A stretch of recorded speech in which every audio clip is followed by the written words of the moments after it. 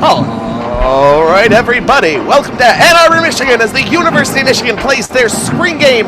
It's Team Maize versus Team Blue here at the Big House. My name is Chris Pickler, alongside Evan Osterly. Daniel Thompson will take over for me in the second half. As we get started, there's a team in blue and there's a team in white. The team in white is going to be Team Maize. Before I get to you, Evan, we will announce to everybody.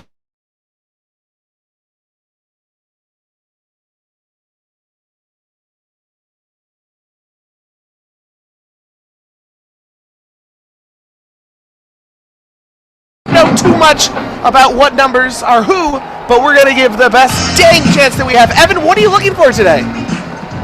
I don't think there's much quarterback controversy as there may have been last in the spring game. I'm more concerned with offensive line play and the secondary. Those are the two biggest position battles I'll be watching. I also think it'll be crucial to see which receivers excel, but I don't think that's as much of an issue as it is like who's the best, because they're all good, whereas the secondary and the O-line, those are question marks heading into next season.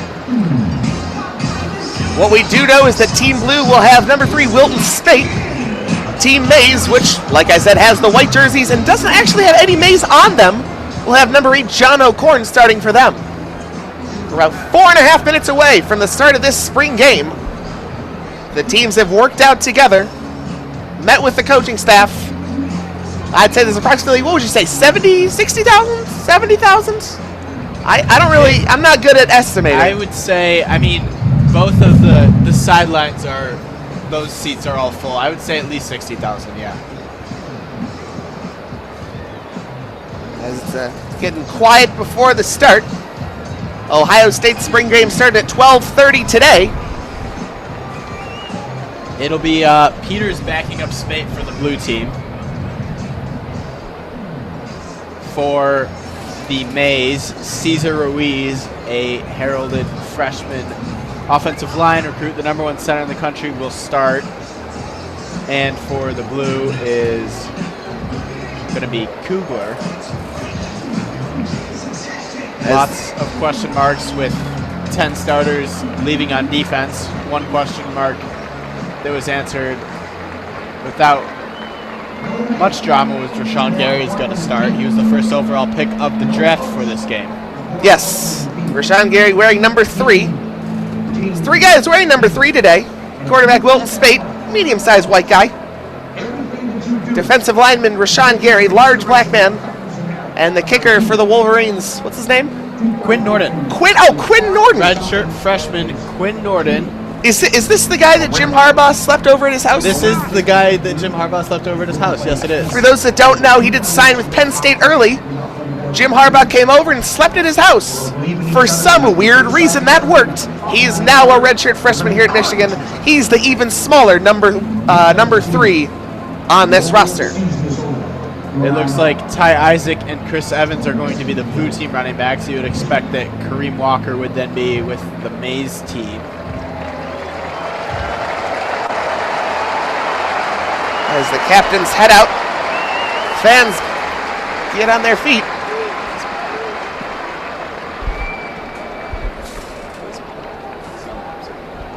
Good afternoon, and welcome to Michigan Stadium for the 2017 spring game. Spate is out at midfield. Rashawn Gary is out at midfield. Ty Isaac is out at midfield. Team, coached by Greg Madison, versus the blue team coached by Pep Hamilton. Offensive and defensive coordinators, the head coaches of the two teams. Jim Harbaugh standing directly behind the main game official. Like we said, we don't quite know what's going on right now. Don't have rosters, we don't have much. The teams shake hands in the middle. As it looks like each sideline is a mix of blue and maize players. I don't think there's actually any type of separation between the two. Not entirely sure, at least.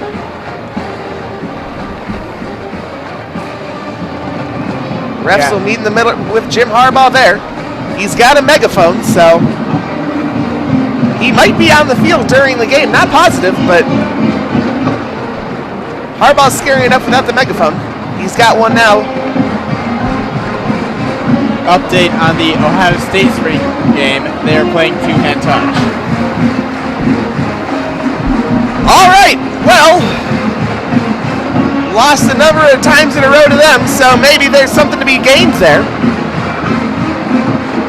Nonetheless, the Wolverines will open up in a neutral field against the Florida Gators in early September. They will have both Michigan State and Ohio State here at the Big House in October and November. It's a very exciting season for Michigan football. Not many people know what the plan is or what to expect as we're getting ready for the kickoff. Ladies and gentlemen, It's a combination of blue and maize players. Remove your hats as we honor America with the singing of our national anthem. As the kickoff gets ready, the national anthem will be played. Very confusing what's going on here right now. They have a mix of players in each colored jersey on the kickoff team, and they were setting the tee up, and now they're going to do the national anthem. Daniel Passino.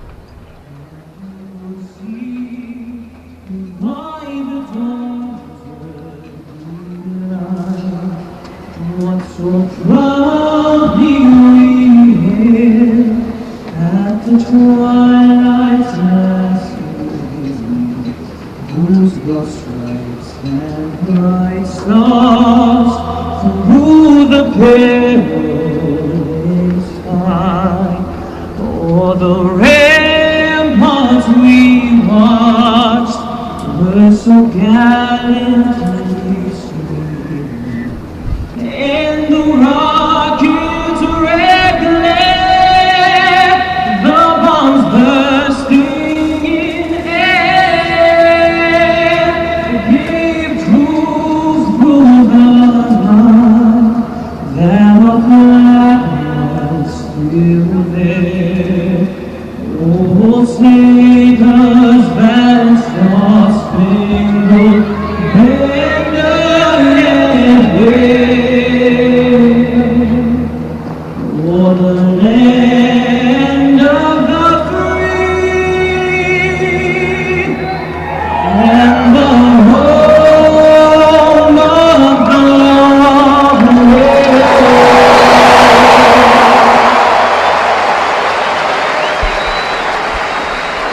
So the national anthem has been sung. Looks like they're going to kick the ball off. There is absolutely no order, as the kickoff team consists of 4 team white players and 17 blue players. The receiving score has 2 team blue players and 9 team maize players. Jim Harbaugh is chilling in the end zone, where they will start this return with a megaphone in his hands. We will have 4 quarters of 10 minutes each.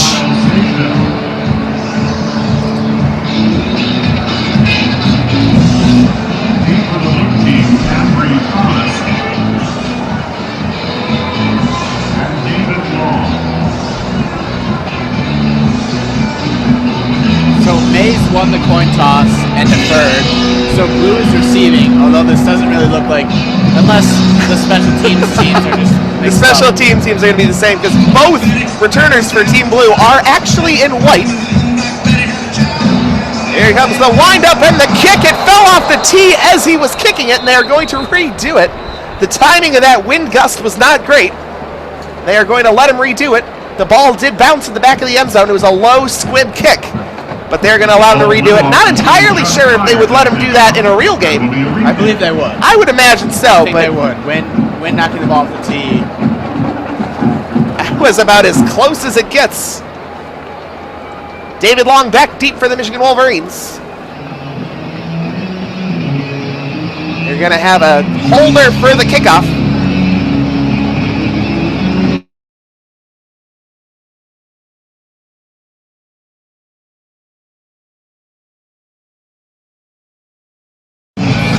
Right to left. Here comes the windup. Here's the kick, and we're underway. It goes in the end zone. It's going to go to the back of the end zone for a touchback. And we will start underway with Team Blue, 1st and 10 at the 25-yard line. Word of explanation about the uniforms. All of Michigan's offensive players are dressed in blue jerseys today. All of Michigan's defensive players are dressed in white jerseys. So for this purpose of today's game, the so-called blue team will be the one quarterbacked by Wilton Spate or John O'Korn, and the Mays team will be quarterbacked by Brandon Peters or Michael Sessa. Sure. All right, if you didn't hear that, the blue team will be quarterbacked by Wilton Spate and John O'Korn. Spate's got it on the 25, 1st and 10. 2 backs behind him, tight end to the right. 2 guys outside. Fullback goes in motion. Fake handoff. Looks to the left. He's running out of time. He's going to get it to number 12. Makes a good move to the 30 to the 32-yard line. They're going to give him a gain of 6. Chris Evans. That's Chris Evans. And it's going to be 2nd down and 4. A nice move to fool the defense there. The tackle was by Rashawn Gary. And it's 2nd and 4 for the Wolverines. Evans slipped out right there. Good quick little move, but excellent pressure right away by the defensive line. I mean, everybody got through. Spade's got an empty backfield, 3 to the left, 2 to the right. Puts the tight end in motion. He's got it. Quick throw to the left, it's incomplete. Batted around to number 84, I believe that's Ian Bunting? Sean McKay. Sean McKay, excuse me. And Cleek Hudson on the coverage. Spate's gonna come out. John O'Korn will come on, he will quarterback. 3rd and 4 for Team Blue. Got to get to the 35-yard line. Very interesting mix of offensive and defensive players here, but as was said, defense is white, offense is blue. O'Korn ready in the gun. He's got 1 to his right. 3 wide to tight end. He's going to fake it off. Now he's going to run. That's not O'Korn. He's going to get to the outside. He's going to get a 1st down, and he's going to get a gain of 5 on the play. That was Chris Evans on the direct snap. Kind of looked like what Jabril did last year. Took it on the quick snap, and he's going to go to the right. It's a gain of 6. They're going to give him a 1st down. So everything going to the outside so far for the offense. Nothing up the middle. Wilton Spade's got it down under. I believe that's Chris Evans in the backfield. Like, very hard to tell up here, especially because we don't have a number sheet. It's very difficult. Puts the fullback in motion. He'll get in position. Hand it off inside. That's number 23. It's going to be a gain of 3. Karan Higdon, the ball carrier. And it's going to be 2nd and 7 at the 38-yard line. Rashawn Gary already with his 2nd tackle of the game. 8:30 and counting, 1st quarter. Fans are excited. It's 2nd and 7 for Team Blue. Looks like Khalid Hudson's not really playing safety. It looks like he's playing more of that Jabril Peppers Viper position so far. Tight end in motion for Spate under center. 2nd and 7. He fakes the handoff. He's going to go. He's got time. He's going to roll to the right out of the pocket. Still has time. He's going to throw it away. Had number 10 and number 15 on top of him. Winovich, the initial pressure, and then Devin Bush came in late. Devin Bush with number 10. Winovich, number 15. Force them to the outside. It's going to be 3rd and 7. Jim Harbaugh right there talking to Spate. Now 3rd and 7. Got him out of the pocket, forced him to throw it away. No receivers open, good coverage on defense. And it is 3rd and 7 with 8:01 to go in the 1st quarter.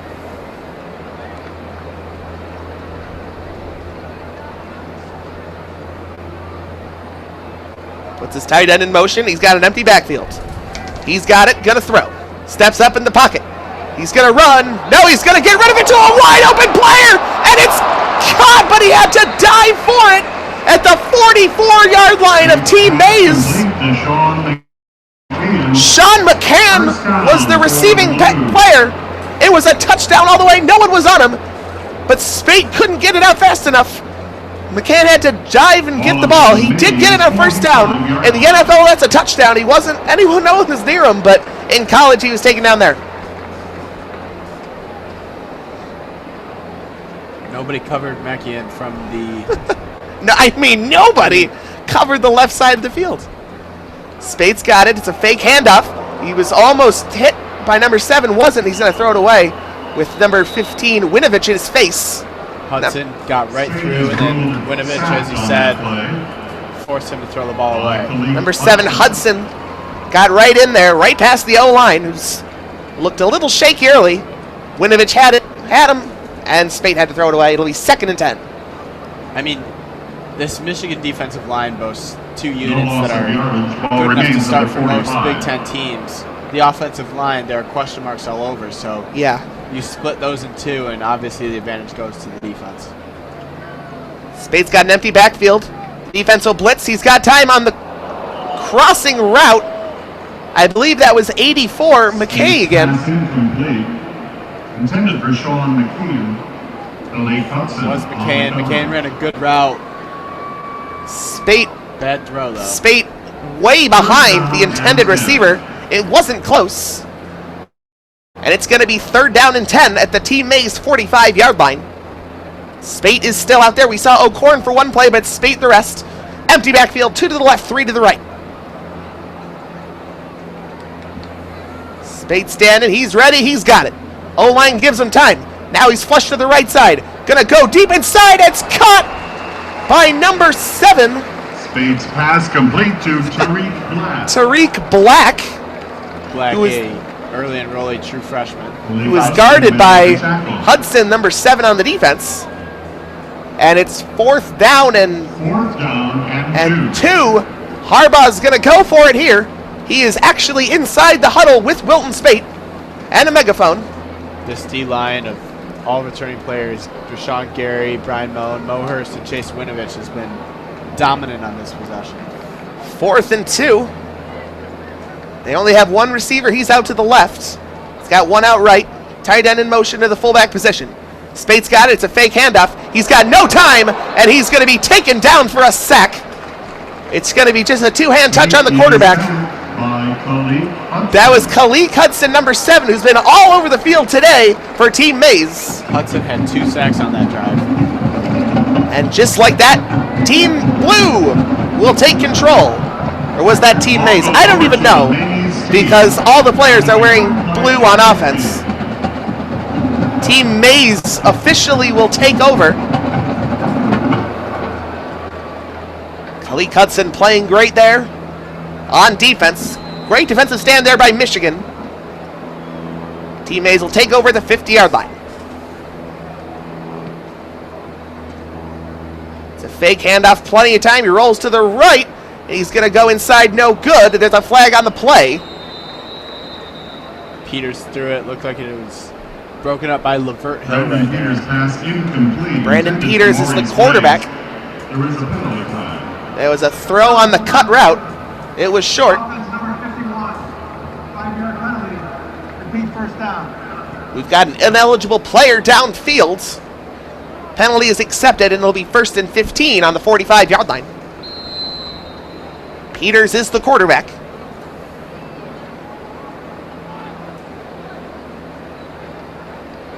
To the left, to the right, and a running back to his right. Peters. He's got it. Defense rushes 6. He's got 83 wide open. He makes a move, and there he goes. 20, 15, 10, 5. Touchdown, Team Mays. The pass from Peters to Gentry. Zach Gentry. Gentry, excuse me. Zach Gentry, the tight end, number 83, made a great move against the defender. We've got our first points at the Michigan spring game. Great move, that cut to the right side. Gentry was all alone. Ryan Tice to attempt And the Tice extra point. will attempt the extra point for Team Mays with 6:13 to go in the first quarter. Gentry, a former quarterback turned tight end, was wide open, streaking down the seam right there. Extra point is up and good. Fun fact, I went to Subway for work yesterday, and Zach Gentry was sitting right next to me. Was he? Yes, he was, actually. I didn't realize that was him until you said Gentry. It's like, oh, I saw him at Subway yesterday. Big guy. Big arms, tall kid. You're right, he was a pocket passer in high school. extremely fast though. He runs like a 4.5 or 4.6 40, and he's 6'7". He is a big guy, and he might be a big deal moving forward. Had a lot of offers from different teams. He chose Michigan. The likes of Texas, Oklahoma, Arizona, and others for Mr. Gentry. And he puts Team Mays on the board.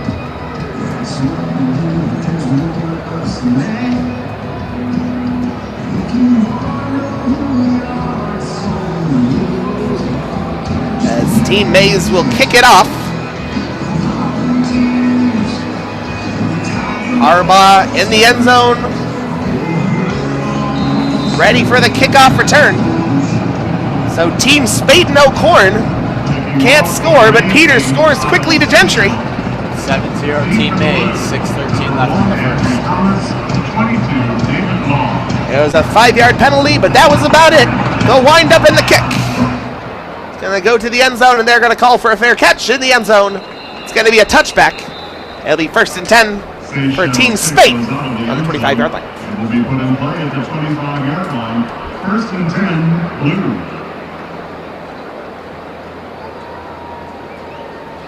Once again, I do apologize. They gave us no roster sheet. They gave us no roster anything. We really don't know what's going on too much. That's why I'm calling by numbers.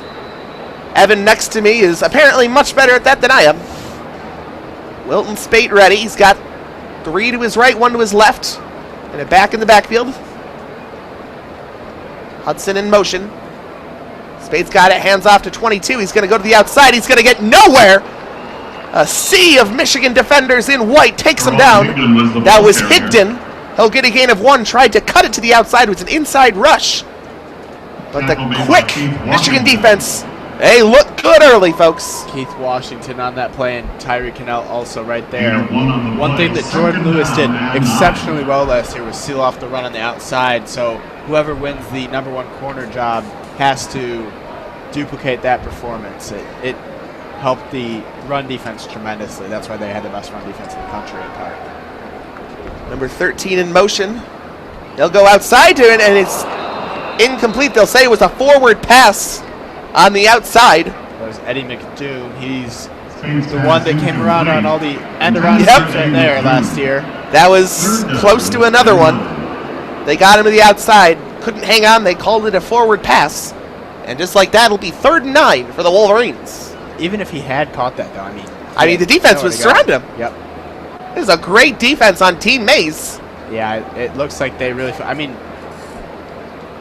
this could be 7 or 8 of the starters that we're watching on Team Mays. Spate's got it. He gets out of the way of pressure, but he's got to throw it away. Nothing going good for the offensive line on Team Blue. 4th down. And just like that, they will have to punt. You look at the defensive line where you have Rashawn Gary, Mo Hurst, Brian Moan, and Chase Winovich. Then you look at the linebackers, Devin Bush, Mike McCray, Clee Hudson, and then in the secondary, Tyree Cannell. I mean, those players are all probably going to start. So, excellent defense drafted by Team Mays. I'm going to assume that that's Don Brown's team.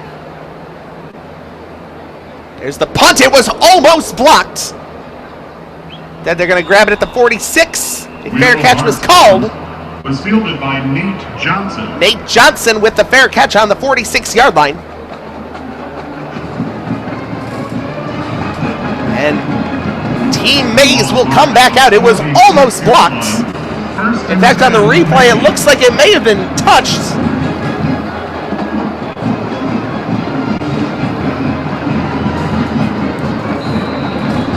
Harbaugh heads to the other side of the line.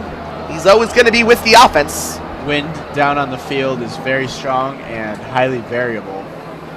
There's a handoff from Peters to Ty Isaac, a guy that probably will get him the majority of the carries for the Michigan offense. I would think Chris Evans is going to be. I shouldn't say the majority, but he will see his touches. I think Evans will probably get around 2/3 of the carries, Yes. and then the remaining third will be Ty Isaac until Kareem Walker proves his worth. If Kareem Walker is what he was made out to be is the #1 running back of the 2016 recruiting class, he may see a heavy workload this year as well. It's a play action, plenty of time for the quarterback. He's going to get to 18. It's complete. But the defense does a great job there of taking him down immediately to the 43-yard line. Number 18. Can't tell from up here. Brandon Peters' pass is complete to Pass is Nick Eubanks. from Brandon Peters. Nick Eubanks on the catch, another tight end. Tight ends heavy in usage so far. Sean Meckian has been targeted twice by Wilton Spate. Zach Gentry caught the 55-yard touchdown, and Nick Eubanks made that last catch. We know Harbaugh loves his tight ends. Peters has it. It's a handoff here to Isaac. Isaac breaks away to the 28-yard line. Right where the first down marker is.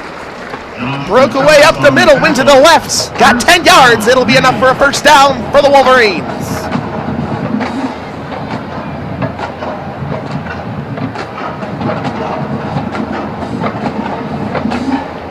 And the team without Wilton Spate and John O'Corn moving the ball highly successfully here. Yeah, Brandon Peters looks really, really good. Peters, empty backfield. Defense ends 5, gets rid of it immediately, and it's tapped down at the line. It'll fall incomplete. Peters' pass was knocked down by Maurice Hurst. They're going to give it to Mo Hurst. And it'll be 2nd and 10. And 10. Hurst is the big guy throwing his left arm up. Batted it down. He's a big guy. And like you said, this defensive line this year for the Wolverines is going to be fantastic as usual. And interestingly, both offenses are playing against the same defensive line. Very interesting as there's a handoff up ahead. He's going to go all the way. 10-5 touchdown Michigan. That's Ty Isaac. A run of 28 yards. The offensive line does fantastic there. And it's 13-0. Team Mays on top.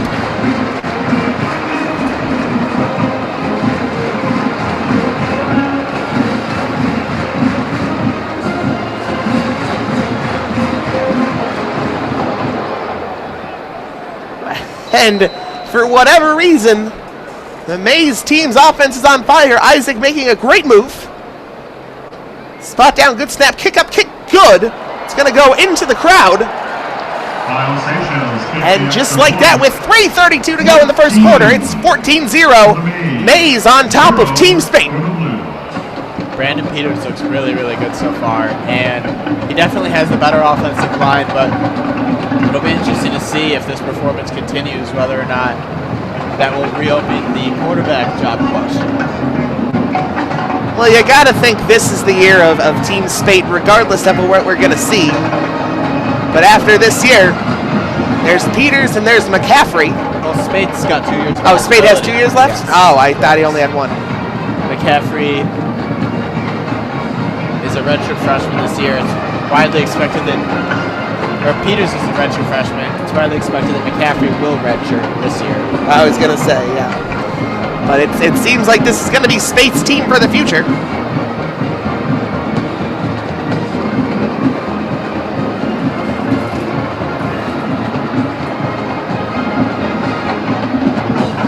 It sure feels like a regular Michigan game today. I mean, the crowd is about 75%, 80% full, if not more. You are not going to hit 100K, but we're probably going to get 75, if not 80. Maybe. Like I said, I don't really know how to view people. Not good at that. It's pretty full. It's pretty full. The end zones are a little less, but I'd say it's 80% full. Tice, they'll wind up at the kick. There's been 2, make it 3 touchbacks from Tice in the kickoff position. That's what you want to see. And the ball will go to the 25-yard line for Team Wilton Spate and Blue.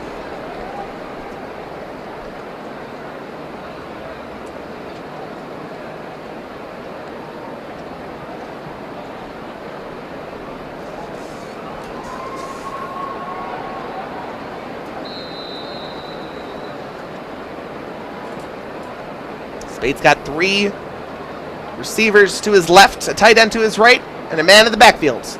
In motion, he's going to hand it off here. This is number 13. I believe this is McDoom. The crowd confirms it for me. It's going to be a gain of about 7 yards.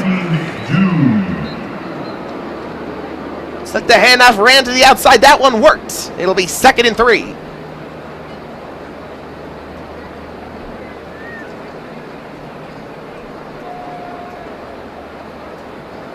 Spade under the gun.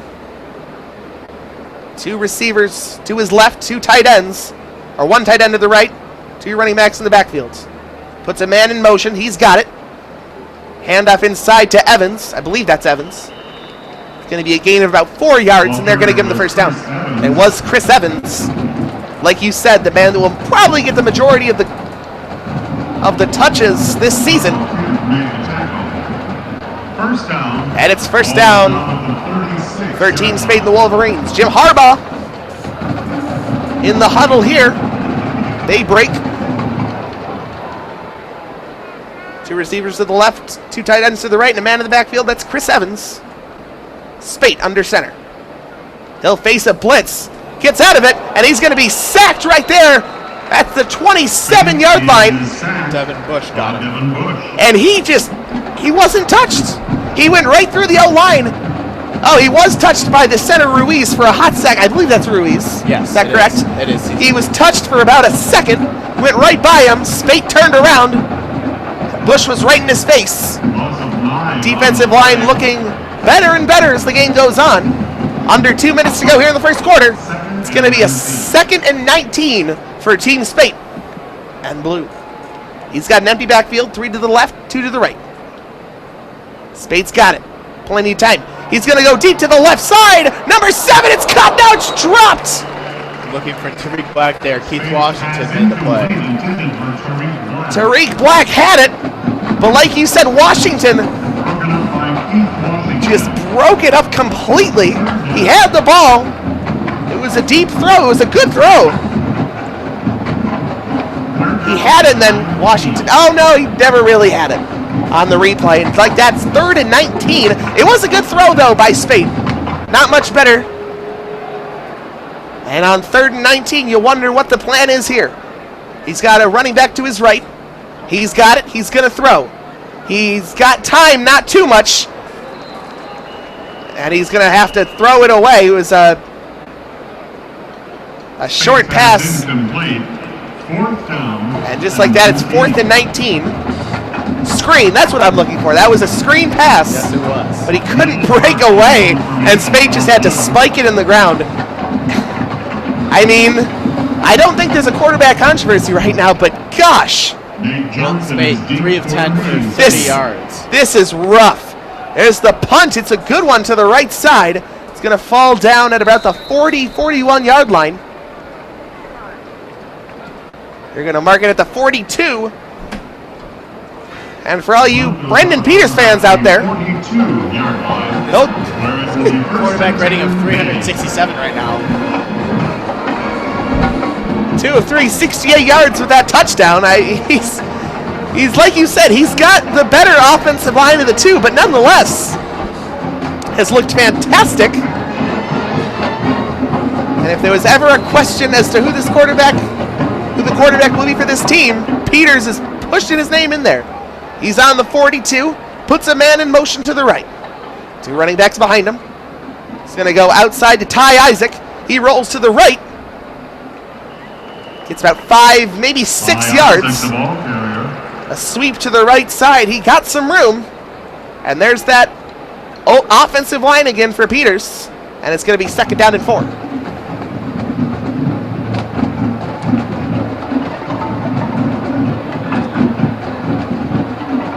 One minute to go, first quarter. Team not Spate, Team Peters 14, Team Spate 0. That's what I'm going to call him from now on. Peters under center. He's got it. He's going to throw. He has plenty of time. He's going to go deep. Up ahead for number 18, and it's dropped. That, I can't make out the name. Nick Eubanks. Nick Eubanks. We've seen him already. Oh, Eubanks had the ball. It looks like the throw was on the money, and it was. He just couldn't hang on to it. The ground took him out right on that sideline. It's going to be a 3rd down and 4 for Team Peters.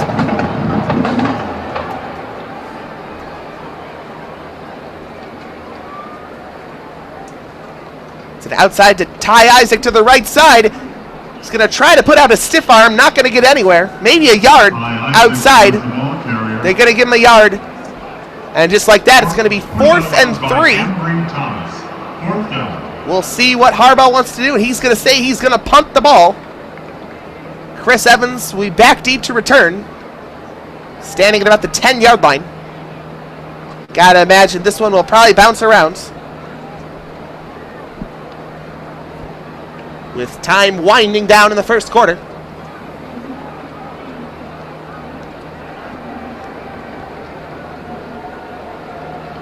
You wait for the players to get on, and with 2 on the play clock, 1 on the play clock, they're going to call a delay of game. 100% intentional delay of game. Try to give their punters some more room. Chris Evans moves up to about the 23-yard line. That'll give his punter plenty of time here.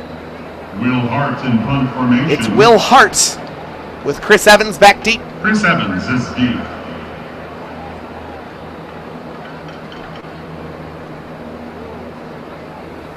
There's the snap. Picks it up off the ground. Kicks it. It's a line drive kick. Goes over Evans' head. Takes the bounce at the 15. Down to the 11. Back to the 12. And that's where the defense is going to down it right there at the 12-yard line, and Team Spate will take over. And we are through 1 quarter here at the Michigan Spring Game.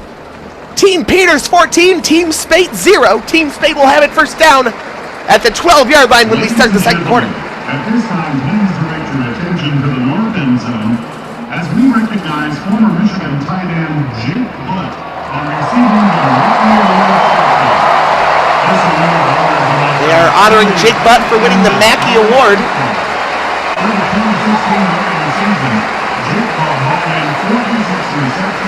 We all know how good he is this year.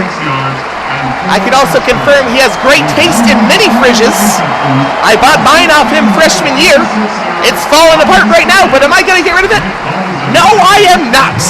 I am going to let my food be warm because I love that mini fridge. Do I have his number in my phone because of it? I do. Am I going to text him on game day? You better damn believe I am. Drake draft day, rather. You better believe I'm going to text him. Have you texted him since? I have not texted him in 3.5 years. He has no idea who I am. I could call him right now if I wanted to, but I don't want to get in trouble. He is here in the end zone, getting ready. So he went through the NFL Combine. And draft day coming up. Well, we got it. I don't even know how long. It's April, isn't it? About a month. About a month. It's May. Okay. They're doing it later. Oh, it's usually start of April. Jake Butt takes the award, walks off. Are you feeling honored that your announcer knows Jake Butt? Well, I now know him and Gentry. I've said hi to Jim Harbaugh before, so I basically know the entire football team. Basically, that's what it sounds like. I mean, I'm kind of a big deal, guys. Team Spate's going to take control of the 12-yard line. They switch sides. He's going right to left. 5 wide, 2 to the right, 3 to the left. Spate's got it. He's got time. He's going to go to number 8. And it's dropped. That was DPJ Peoples-Jones. The pass was thrown a little outside. He wasn't able to haul it in. And it's 2nd and 10. Wilton Spate. Well, the job was his as of 2 hours ago. But now we don't really know what to think. He's got it. 2nd and 10. Quick pass to 84, and he's going to be nailed right there at the 17. Pass complete to Sean McKean. Dupre on the tackle. Sean McKean there. He was nailed, but he hung on to it. It's going to be 3rd and about 6 for Wilton Spate. 3rd down and 5. He's got it. No one in the backfield. He's got time. He's going to go outside. I believe that's Peoples-Jones as well, and he's going to get the first down. It's not. It's number 9. Pass complete to Donovan. It is Donovan Peoples-Jones. The hotshot freshman coming in from Michigan. He reached up, got the first down. Good job hanging on to the ball there. Number 1 receiver, number 8 overall player from Detroit Cass Tech, Peoples-Jones. Has a lot of big expectations for him. This is Peoples-Jones again, going on the short cross route. They're going to give him maybe 2 yards on that one. And it's going to be 2nd and 8 for Team Spate. 2nd and 8. We saw John O'Corn once on the opening drive, but other than that, he's been... And he just handed the ball off. He hasn't actually made a throw yet. He did. He made one throw. Did he make a throw? 0 for 1, yes. Oh, okay. Spate's got it. Still empty backfield. Pocket collapsing. And the ball is going to be tapped down at the line. Mo Hurst made I was that going to play. say, I think that's Mo Hurst again. Batting the ball down from the line. And wow, for you Wilton Spate fans out there, is this a cause for concern, Evan? Honestly? I don't know. I have to This believe is it's really not. scary. I mean, they're switching the O-lines a lot. He has not had much time. I think his job is just fine. It's 3rd and 8, and they're going to give him a free play on the offside. It's the free play. He's going to go deep to number 13. Reaches up with one hand. No good. That was McDoom. He took a shot. McDoom went for the Odell Beckham catch. Didn't get it. Got slammed. And Team Spate's going to get 5 free yards. And it's going to be 3rd and 3. That looked like the entire defensive line there just kind of jumped. Yeah, good snap cut by Spate. They're going to put the ball just over the 30-yard line. First down marker just over the 33, and it's 3rd and 3. 8:36 to go. 2nd quarter. Team Peters up on Team Spate, 14-0.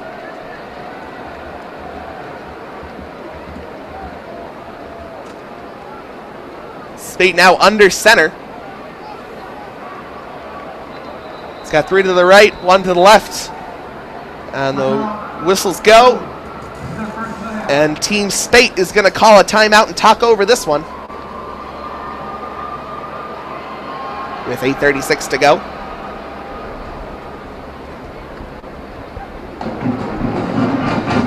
Concerning signs at the quarterback position, as I'm not even sure if Peters was the number 2 quarterback. I always thought he was the 3. He was reportedly behind O'Corn, but it does not look like it so far. Not quite sure what's going on here. But Spate hasn't looked fantastic. O'Corn hasn't thrown.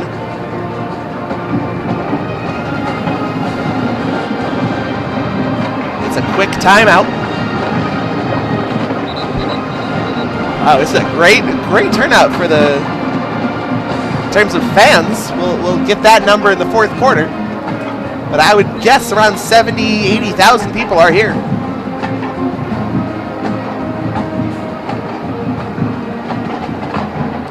Spate under center. It's the same formation. He's got 1 behind him on 3rd and 3. It's a fake. He's going to hand it off to number 7. It's not going to work. Tariq Black. Tariq Black. Hand off to him on the sweep outside to the left. It did not work at all. He lost yardage. Lost a yard, and it's going to be 4th down. Team Peters will get the ball back. 4th down and 5.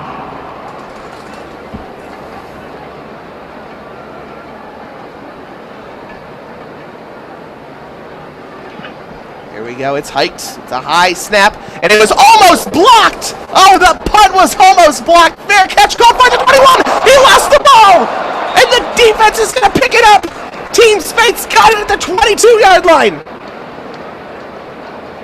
Nate Johnson couldn't handle that one. Nate Johnson, he was backpedaling.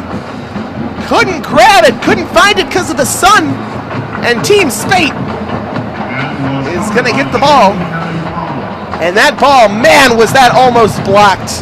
Went right through his hands as Johnson just lost the ball. And Team Spate gets it back with 8 minutes left. They will try to get on the scoreboard, down 14-0.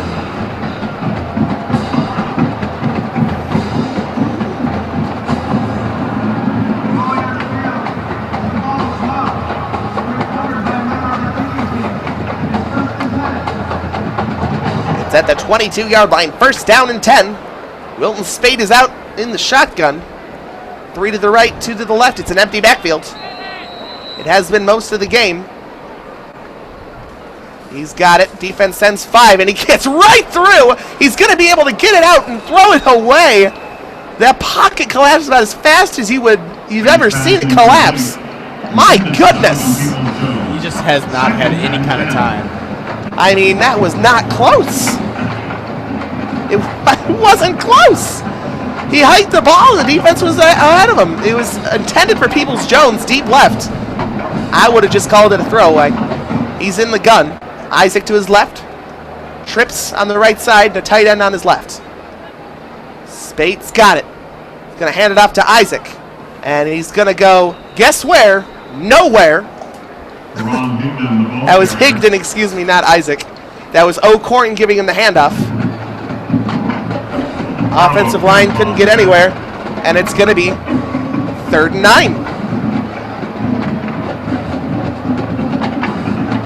Ball at the 21-yard line, 3rd down and 9. Spate is back out. Trips to the right, 1 to the left. He's got a running back to his left on 3rd and 9. In the gun. He's got it. Defense sends 4. He has more than a second. He's going to step up. He's going to find number 7 down to the 10-yard line. He's going to be nailed out of bounds. There's Tariq Black and then Tyreek Cannell absolutely. Cannell leveled him outside.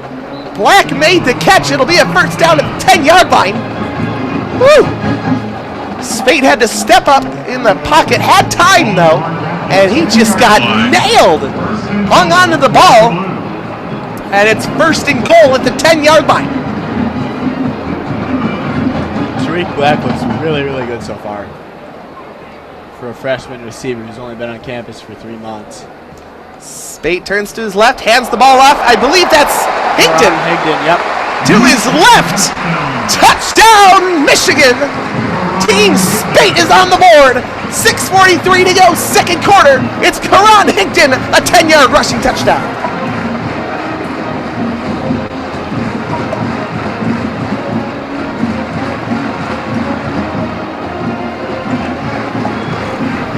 Quinn Norden to attempt the extra point.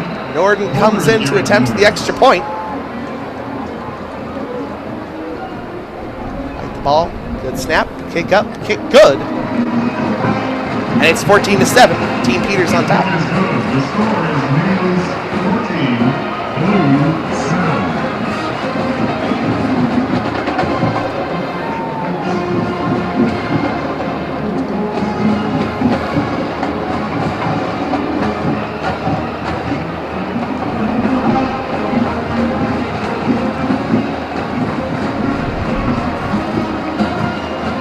Team Peters on top.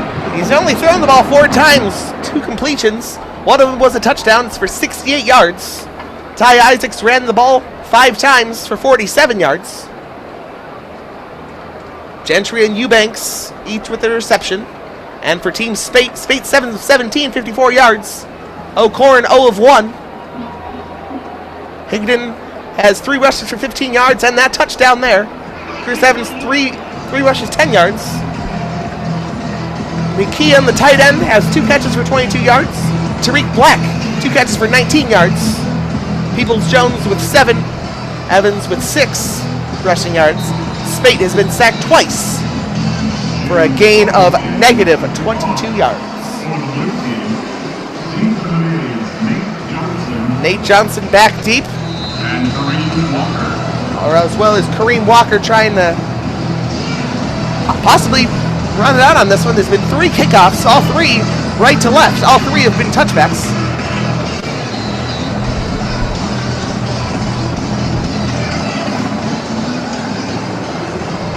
They're going to have a holder again for this kickoff. The windup. And it's going to go to the end zone. It's going to go out the back, and this is what you want to see as a Wolverine fan. Consistent touchbacks.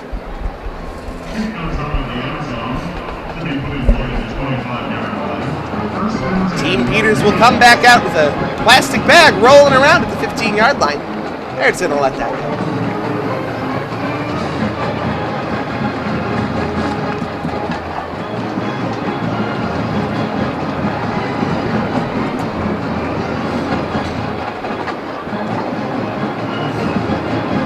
I'd like to remind you we will be back for the second half. Daniel Thompson will be taking over for me.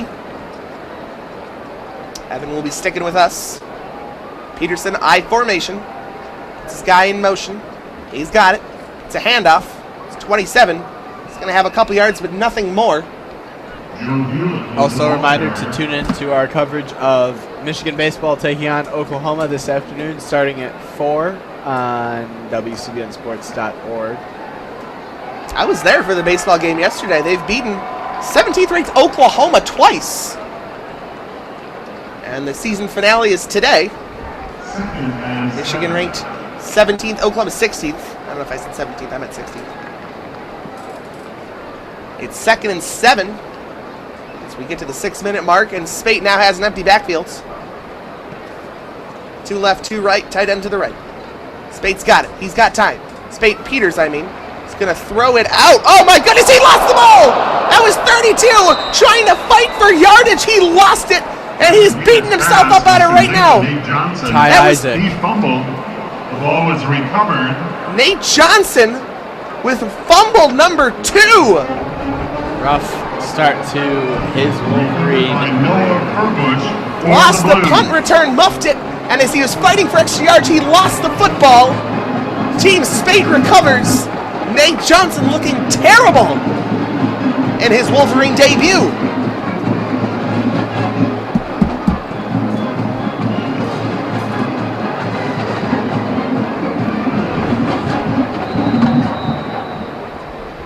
Spate will have it at the opposing 43-yard line under center. 2 in the backfield. Got it, fakes the handoff. Oh, he's got time and more time. Now he's got to get rid of it. Up ahead, it is picked off. Number 25 rolls to the 35, to the 40s, tackled right where the old line was at 42. And turnovers back and forth now. Benjamin St. Jose. True freshman early enrollee. Spate had time, but quickly collapsed, then had to get rid of it, threw it right in the defender's face, and that ball was never going to be caught in the beginning. It's an interception, and Wilton Spate only looking worse.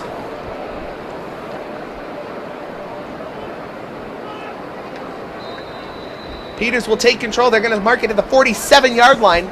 5.5 left in the first half. Puts a man in motion in the I formation. He's got it. It's a handoff. It's going to go nowhere. Offensive line Kareem Walker, the ball carrier. can't give Kareem Walker Tackled by any room. Warren. They're going to give him 2 yards, and it'll be 2nd and 8. Going back to that last interception, not a great throw at all. 83 And Spate had time. He has not had much time so far today. That wasn't a rushed pass. The thing of it was the defender was running free at him, and after that time started to go away, he did have to throw it right in his face as he was getting hit. Nonetheless, it was not close. It was way underthrown. Peters has it. It's a fake. He's got no time. He breaks away from 1 defender, but not 2. He's going to be taken down at the 39-yard line. Brandon Peters was sacked by Rashawn Gary, the sophomore, with the sack. And it's going to be 3rd and 17 for Team Peters. Not a great start here. Not a great second quarter for really either offense. Peters under center. 2 wide, 2 in the backfield. On 3rd and 17, he's got it. He's going to throw. He's going to bomb it out to number 1, and it's not going to be... Oh, it's almost intercepted. Wow. Great effort right Peters' there. pass incomplete.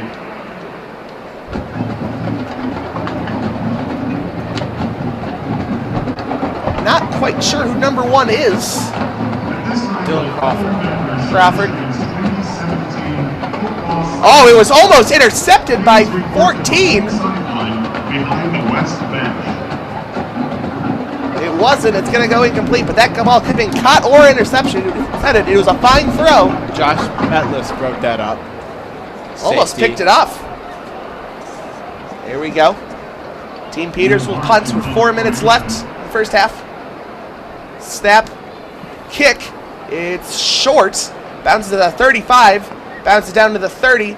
27, 26, 25, 24, 23.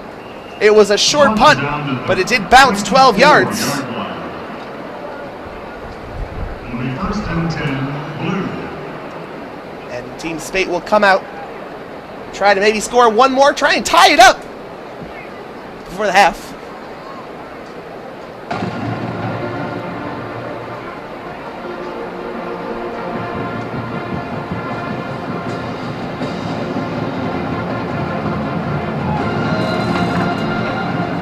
If you like offense, this is not the game for you.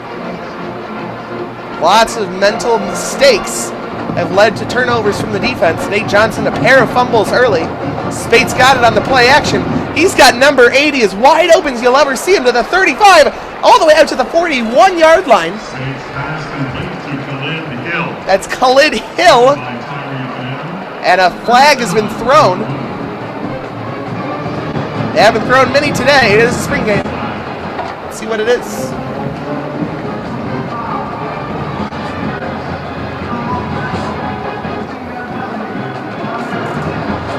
Personal foul on the defense for a low tackle, 15 yards. And Team Spate will get 25 yards out of this one in total. All the way down, they're going to stop at about the... Let's see where they're going to stop. They are still walking the 45 on the other side of the field. And Spate's ready, first down and 10. To the left, one to the right. He's got a running back to his right. Puts his receiver to the right in motion. He's going to hand off to the running back. He's got room to the 40, down to the 35-yard line.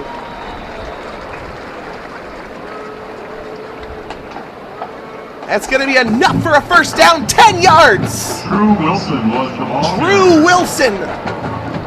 The handoff right up the middle, and the O-line gave him room. A few yards after the contact was good, too. And it's going to be first down at the 35. Team Spate rolling, 3:15 to go. Second quarter. All right, Spate's got it. It's another handoff. This to the left. And that's going to get 3-4 yards. Higdon, the ball carrier there. Bounced around to the left. It's going to be 2nd and 6. They'll give him 4 yards. Second down and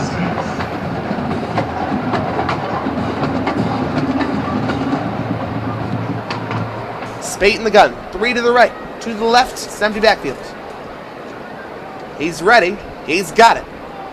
Defense rushes 5. Oh, he's got time. Now with the guy in his face, he's going to throw it. And oh, they missed a wide open interception. Khalid Hudson jumped that route, but just Khalid Hudson, he jumped it, but could not hang on. Folks, that's a ball that will be caught.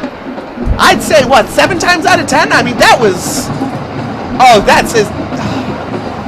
It was a little out front, but that ball really should have been intercepted by Hudson. Spate gets lucky, and his day only looks worse. 3rd and 6 from 31-yard line. Spate, empty backfield. 2 to the right, 1 to the left. Tight ends on either side. He's got it. Looks to the right. Throw complete. Oh, he gets nailed. That is... Can't see the number right now. 20. It's Drew Wilson again, and it's going to be enough for a first down. So the dropped Khalid Hudson interception gives Team Spate a first down. They're going to put him at the 24-yard line. 1st and 10 with 2 minutes to go, second quarter.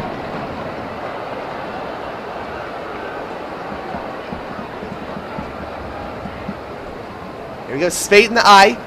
Running back isn't a good block, but it doesn't matter. He goes right around, and now he's going to throw it away. Devin Bush on the pressure right there. Got to the outside. The running back stopped him initially, but Bush went right by him. Chased Spate down. Spate had to throw it away with 2:01 to go. 14-17. Peters on top of Team Spate. 2nd down and 10. At the opposing 23 for Wilton Spate and his offense.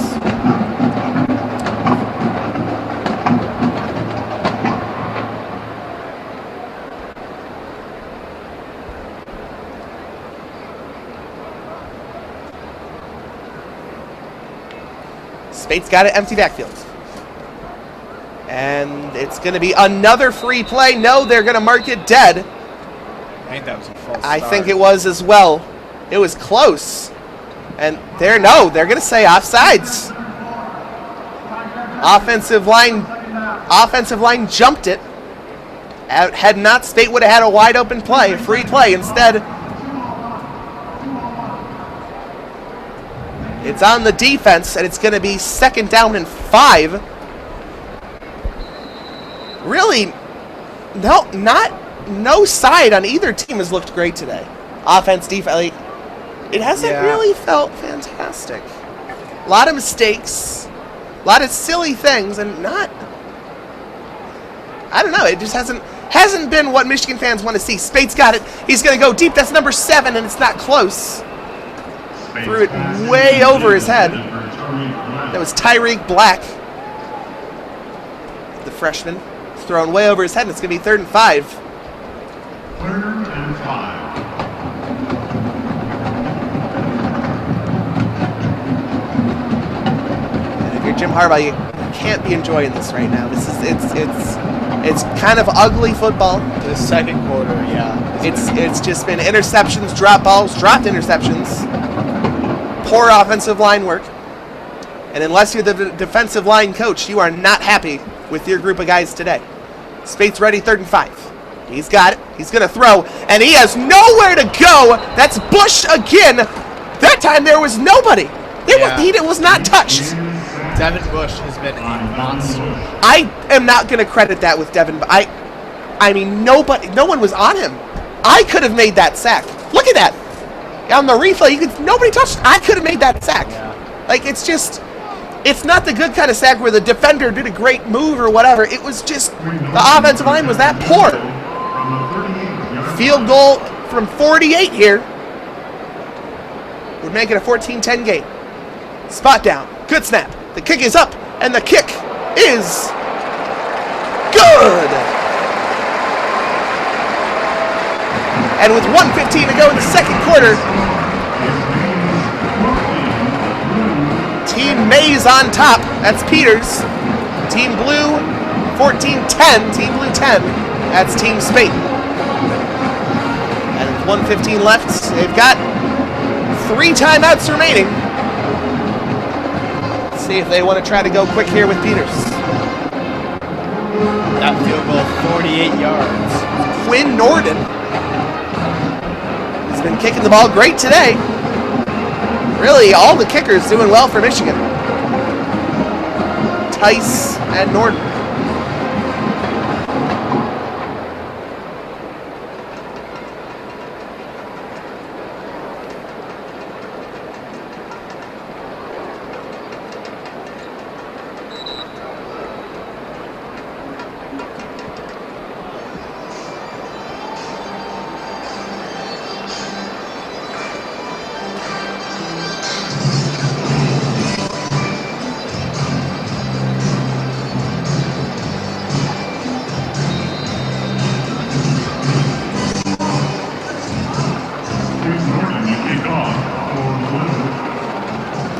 Norden will kick off. They'll have a holder for the kickoff. We'll see if Team Peters wants to try anything before the half. There's the windup. Here's the kick. And that ball might go through the field goal post as it goes to the left instead. It's going to be another touchback by Michigan kicking. The special teams has looked good other than the muffed punt return by Nate Johnson. And Brandon Peters will come in here. Excuse me, that is not Brendan Peters. It is number 6. Michael Sessa. Sessa comes in. Let's see what he can do. Probably number 4. I've never heard the name before, to be honest with you. Sophomore quarterback. Believe he's a walk-on. Puts a guy in motion. He's got it. That's a handoff to Ty Isaac. Oh, he's got room! Oh, he could have broke it up. Instead, it's tackle gain of 8. Oh, man. And it looks like Team Sessa is pretty content to let this clock die out. Under a minute to go. They're huddling with Harbaugh in it. Yeah, They they will- only need to snap the ball one more time gonna if they say. want to.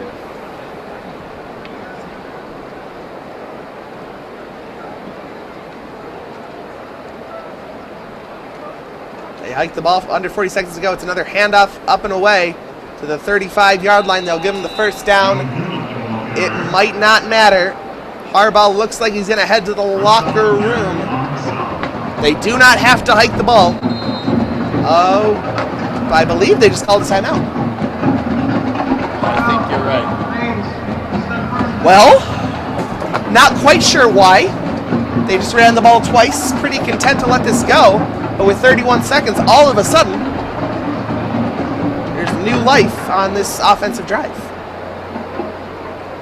Like we said, folks, thank you so much for listening for the first half. Evan, stay and put. Second half, Daniel Thompson's going to take over for us here at the Michigan Spring Game. Spate 9 of 23, 78 yards and interception. Brendan Peters 3 of 6, 82 yards and a touchdown. Ty Isaac 5 rushes for 47 yards. Chris Evans 3 for 10. Gentry has a touchdown on his lone reception of 55 yards. McKean has 2 receptions, 22. Black has 2 receptions for 19. Karan Higdon 4 rushes, 19 yards and a touchdown. Ty Isaac also has a touchdown. Sessa back in. It's 1st and 10 at the 35-yard line. He's got it under center.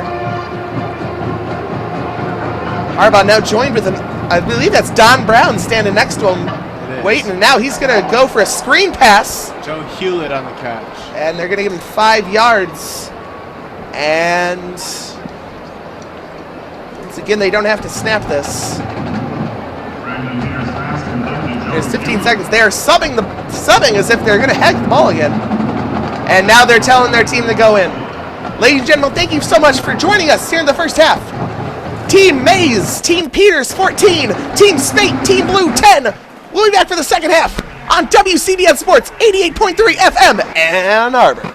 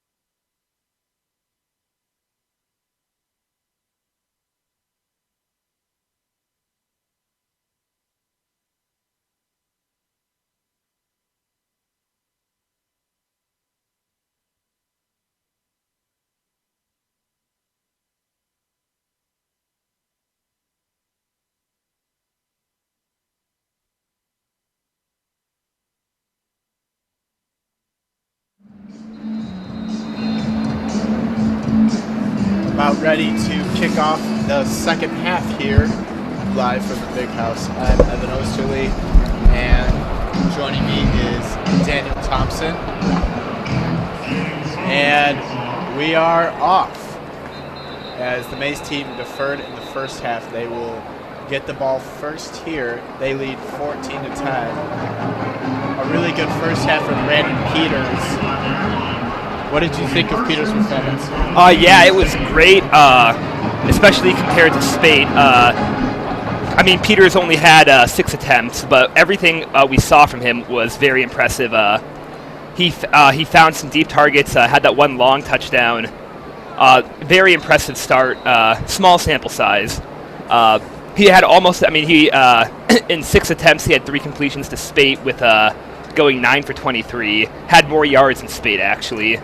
And 1 touchdown and no picks compared to no touchdowns and 1 pick. Peters hands off.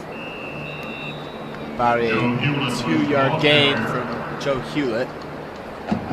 And despite Peters' hot start, I still don't think this is any cause for quarterback controversy. I mean, that was going to be my next question. Is there any fuel to the fire now for the Brandon Peters hype train, or is Spate still the clear front? Fuel to the fire, yes. But realistically, you have to imagine Spate is by far front runner.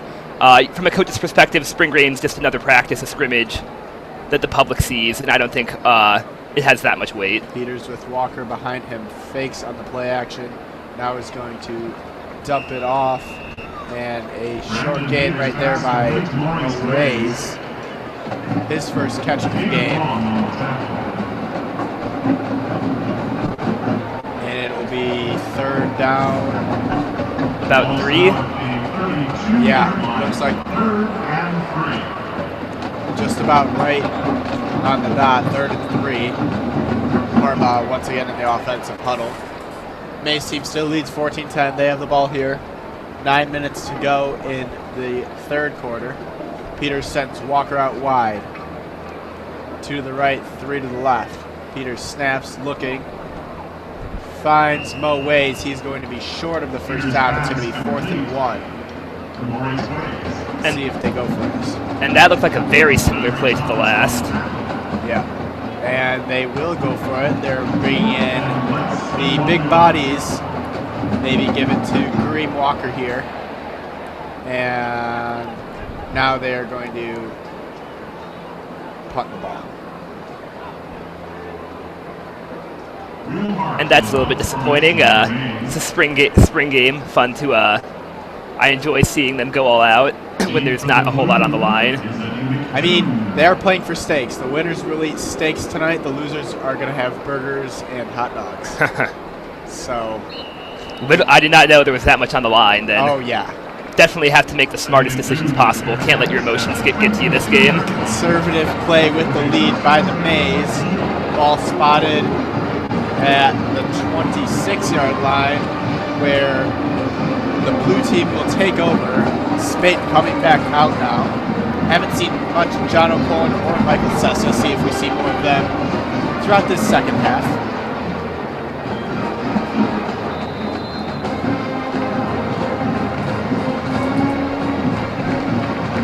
Yeah, we just had the one look from O'Corn. Both Sessa and O'Corn getting 1 attempt. So interesting to see if they get more involved later on. Here's Spate. He's going to fake it to Higdon. Now he'll throw to Higdon high and over his head, incomplete. Yeah, a ton of pressure there. Had to get it over the hands of the oncoming defender. So a challenging throw, but did miss an open target. It will be 2nd down and 10 from the 26-yard line. Wind very strong down there and pretty random, not in any one constant direction. It's affected passes, it's affected kicking. Kickoff especially. I think we've had 3 get taken up by the wind before the kick. It's O'Corn now, handing off on the inside, about a 2-yard gain, maybe less. Got back to the line, that's it. That was Karan Higdon. Spate will come back in for 3rd down and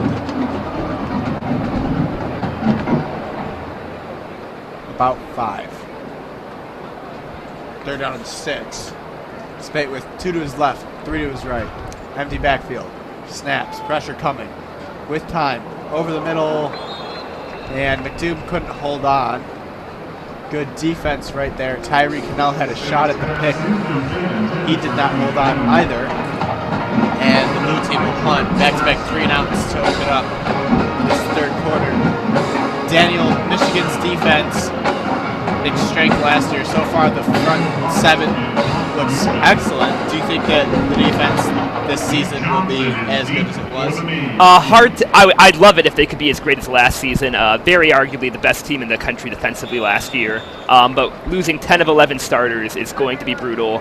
If they could be close to that level they were at last year, that would be absolutely fantastic. Good signs today on defense, but I don't anticipate quite the strength on defense as they had last year. Certainly losing a lot to the NFL, 14 players invited to the Combine. Also losing Matthew Award winner Jake Butt, who's honored after the 1st quarter. But we've seen a number of tight ends get some action today. Sean McKeon, Ian Bunting, Zach Gentry, and Nick Eubanks all seeing time. Peters now hands to Walker, who's next to him, and he will gain about a yard. Do you think Kareem Walker will have a pretty big role in the offense this year? Redshirt freshman running back, was the #1 running back in the 2016 class. Yeah, I'd imagine. Obviously, replacing our senior coming. He'll have to replace a senior, so Yes. there's definitely there are snaps that need to be filled by someone. Yeah. Chris Evans will probably have the bulk of the carries, but then you see Ty Isaac and Kareem Walker next on the depth chart. Yeah, I'd definitely have to agree with that. Peters, strong formation. Drops back, looking, tipped, and nearly intercepted. I think it was Josh Metlis who got a hand on it.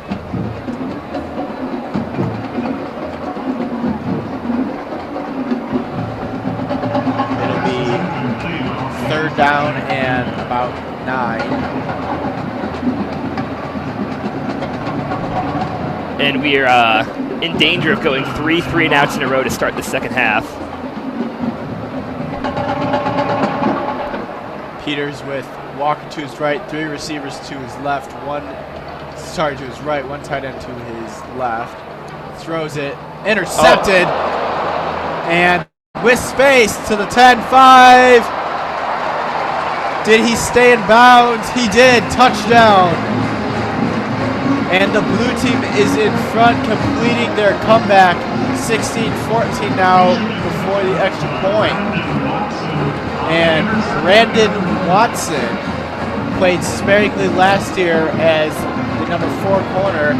An easy interception right there as Peters with a pretty poor decision, and he tiptoed down the sideline to the end zone. Touchdown, Team Blue. Yeah, absolutely. About as simple of a pick 6 as you can hope for. Peters had a ton of pressure coming and just tried to throw the ball away. He was staring down the same target for a couple seconds. Quinn Norton's extra point is up and good, and Team Blue has the last 17 after trailing 14-0 early. Brandon Peters with his first big mistake of the day. What did you see on that play, Daniel? Yeah, definitely. I think he just got phased by the pressure. He had multiple guys coming at him and decided to throw it away. He was staring down one target, which made it, I think, very easy for the defensive backs to read him and created the pick 6. Something that I think is definitely, he'll definitely learn as he gets older and continues to have more experience under his belt as the game slows down. I think he will be able to avoid that in the future. But yeah, not a great look right there. Not at all. But definitely a play I would call just a poor decision and something coaching should be able to fix. Yeah, Peters certainly young. The question is, with Spate having 2 more years, assuming that he keeps his starting job, will Brandon Peters ever see significant playing time because he'll have to compete with Dylan McCaffrey? Yeah, and That's a great question there. We saw at halftime McCaffrey was introduced along with the other 28 2017 signees.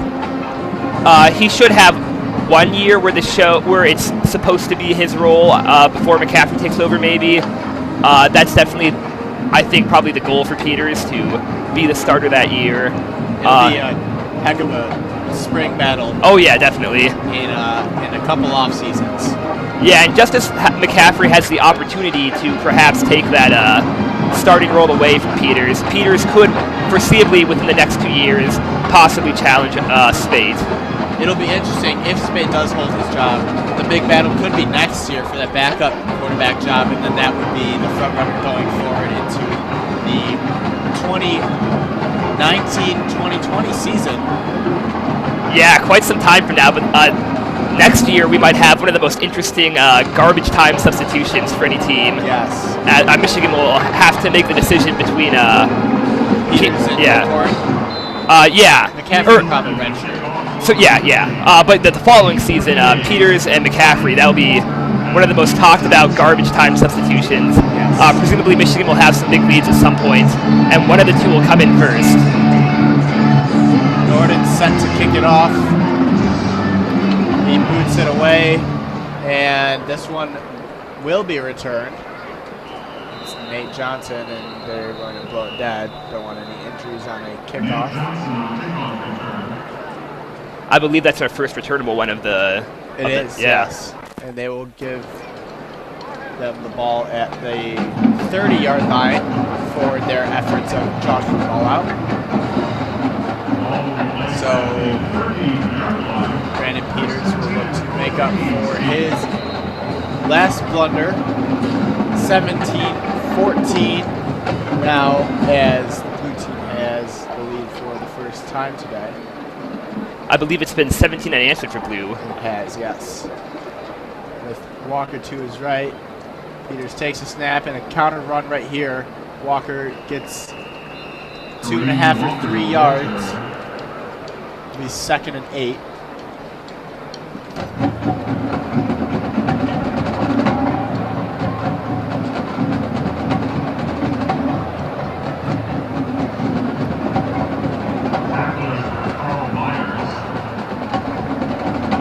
Under 6 minutes now in the third quarter. And I still believe we have had 0 first downs despite a touchdown. We have had 0 first downs since halftime. Peters with Walker behind him, brings Crawford in motion, gives to Crawford. Crawford up ahead across the 40-yard line to the 42 for a first down, our first of this half. And Dylan Crawford, excellent in a blocking specialist role last year. Probably will see more playing time this year.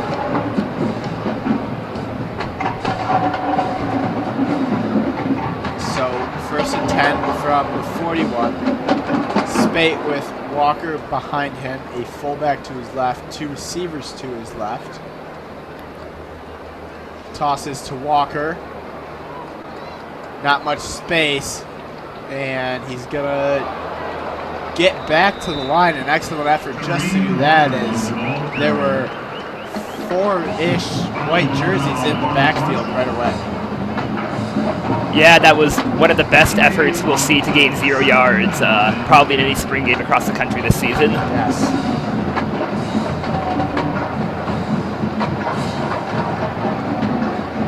So 2nd down and 10 from the 41. Peters with Hewlett behind him, 1 wide out to his right, tight ends on both sides of the line. He gives to Hewlett. Hewlett does not get a block. He's going to lose about a yard. It'll be 3rd and 11. Conservative play calling here from Team Mays. Clock going to tick down close to 4 minutes before our next snap.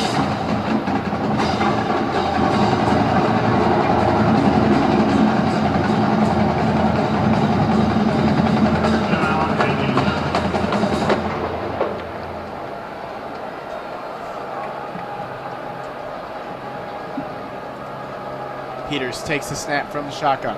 Looking, and he's got a man open down to around the 42-yard line. good look right there. Yeah, impressive throw from Peters and a well-executed play on offense. They very quickly had a guy downfield for about 15 yards. Looked like a deep slant route right there. And the first down picked up. Ball is now at the 42-yard line. First and 10, Mays. Peters gonna call timeout. Not sure what he wanted to do.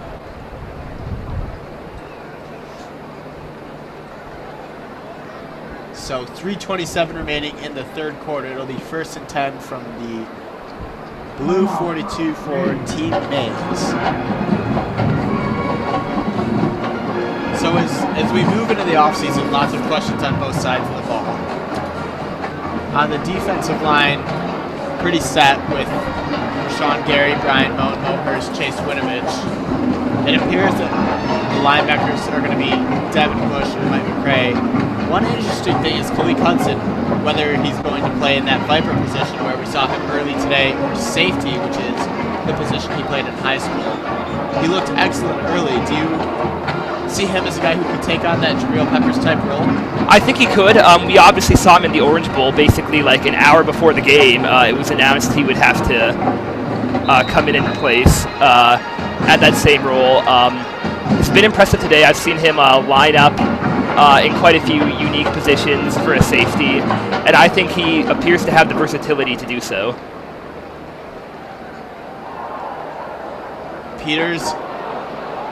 Oh, and a fake option, then a reverse toss, and then a throw by receiver Nate Johnson.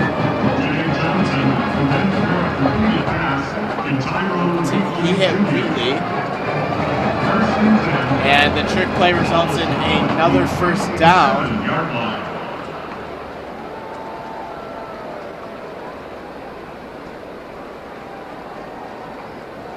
So it'll be first and 10 from the 27-yard line now. Peters, Walker to his left. Takes a snap, gives Walker another counter. Ahead for about 3. And he looks really tough when he gets in between the tackles, making people miss. Yeah, absolutely. He continues to fight hard. Despite this being a spring game, he's been very hard to bring to the ground.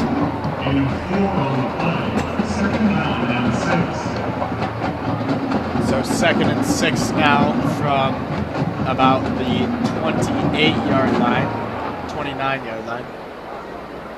Peters, 2 behind him, sends a man in motion. Fakes the handoff with time. Gonna throw, no. And scrambles wide, and now he's got a man down inside the 10-yard line. And it looks like there is an offensive player down. Can't see who it is. Peters felt the pressure coming, faked. That may have technically been a sack under spring game rules. Yeah, it looked to me for a second like the defense let up due to believing that they had gotten 2 hands on him. I thought so as well. The Michigan player receiving assistance is John Runyon. John Runyon, who's played center a lot today, is down. Not sure what the problem is. The trainers are out there. Obviously some concern. You don't want to see any players go down in a spring game. It's basically a practice. Arbaugh kneeling down next to him. Obviously hope he's okay. But the Mays team putting together a really nice drive right here. Yeah, they got the pick 6 to make this a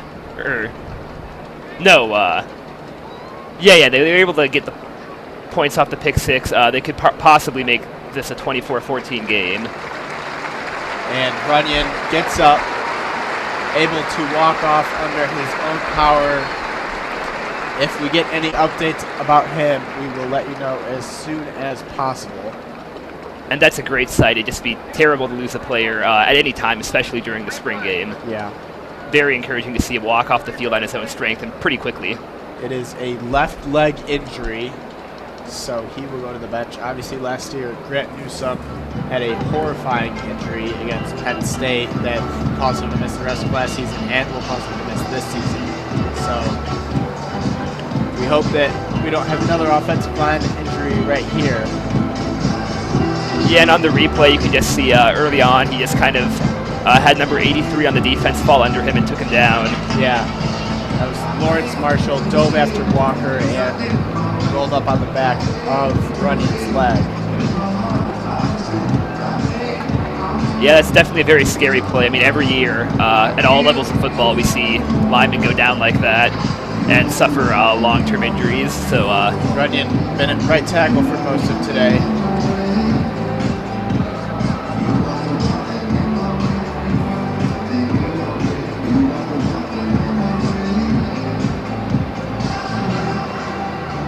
and they look about ready to resume play after the injury timeout.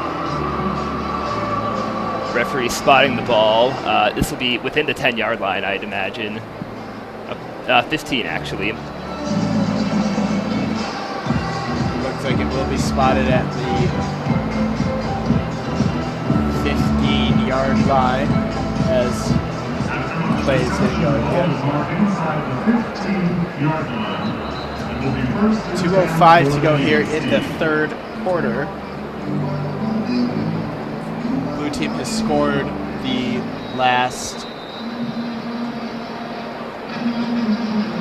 17 points. So it'll be 1st and 10 from the 15-yard line as we get going after that injury scare to John Runyon. Peters with Walker behind him, two receivers to his right. Tight end to his left, he splits him out. Peters takes the snap, looking, throwing, and not on the same page with Dylan Crawford right there. He thought Crawford was going out. Crawford went in, and it falls incomplete.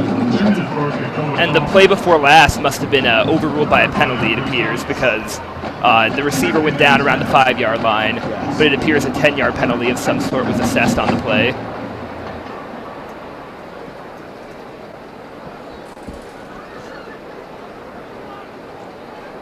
So 2nd down and 10 here. Peters with Walker to his left, 3 receivers to his right.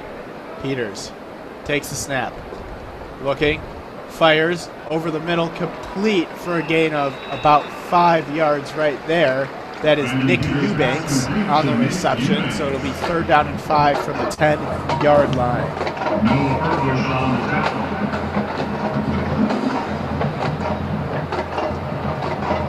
And 5 on the play. 3rd down and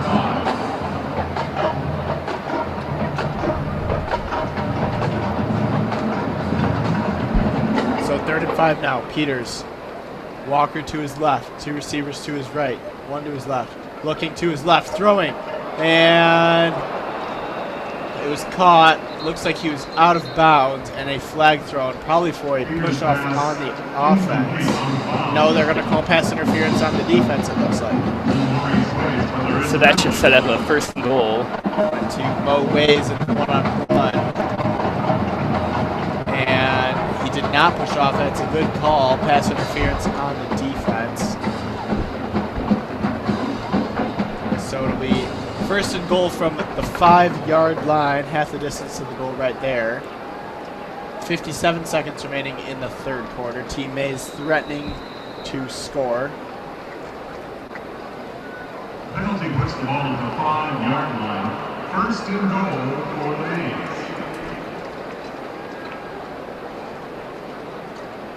Harbaugh loves being hands-on. He must really enjoy being in the huddle. Yeah, absolutely. I think he's loving having the megaphone out there. Oh, yeah. He's definitely having fun with this.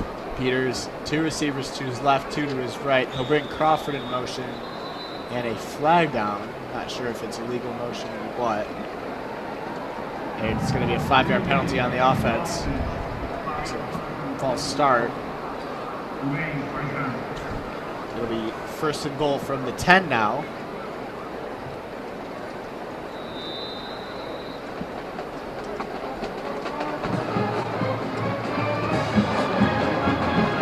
So over the past 2 plays, thanks to penalties, Mays will now have the ball basically at the same spot, but with now 3 attempts to get into the end zone. Peters sends 2 tight ends in motion, I formation, hands off to Walker. Walker with space. Walker to the 5, Walker to the 4, touchdown! Kareem Walker broke a tackle, but there is a flag down on the play. We will wait for the ball. Possibly a face mask. That was an impressive stiff arm, it looked like, from Walker. Not certain it was legal. Well, the running offensive players are allowed to do that if they have the ball. Yeah, yes. But it's going to be, I think, another false start on the offense. It'll back them up, so it'll be first and goal from the 15 now. The Kareem Walker touchdown run negated there, unfortunately for Team Mays, and now Penalty moves the ball back to the 15-yard line. First and goal from must the 15. be frustrating here. Another I formation. Strong 2 tight ends, 1 receiver. It's Mo Ways on the right. Peters will hand to Walker. Nowhere to go. Now he reverses field, and he's going to lose more yards. Lost about 6, and he is down. Not sure. Kareem Walker was the ball He is carrier. still He's down. tackled by Brandon Watson. Now he's up. Looks like he is shaken up. And he's limping off the field, so a couple injuries on this drive now.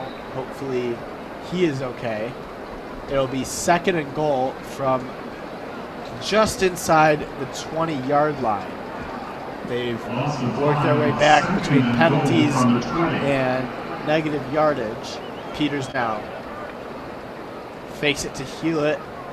Had a man, didn't go for it. Peters scrambles, and now he finds Crawford for a gain of about 8 yards. And crafty play by Brandon Peters right there. Yeah, we've seen him do that quite a bit today. Kind of escape the pocket, perhaps a little bit eager to do it. But he's been able to find receivers.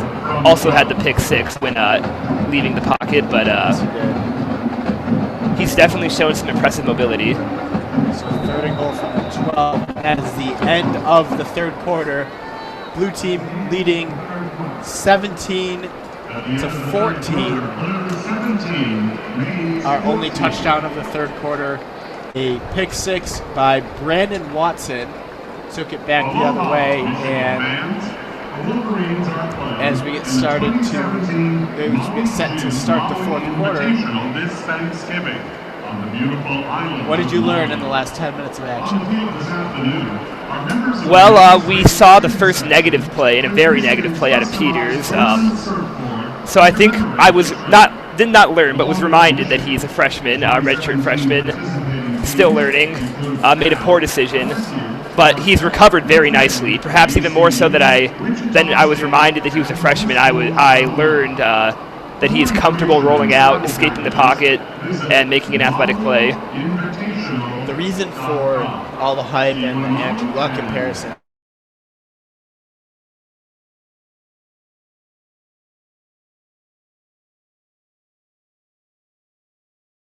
Pretty good drive. We'll see how this third down play goes, but if it comes down to Peters with the ball at the end of the fourth quarter, I probably wouldn't bet a bit against him at this point. No, he's been very resilient on this drive alone, coming back from the ugly play and then having a lot of penalties, a lot of injuries on this drive. Seen quite a few third downs, and he stood tall and made some plays. Not much Michael Sessa, not much John Moore. Last year it felt like there was more rotation of the quarterbacks in this game, but today it's been Spate and Peters dueling it out.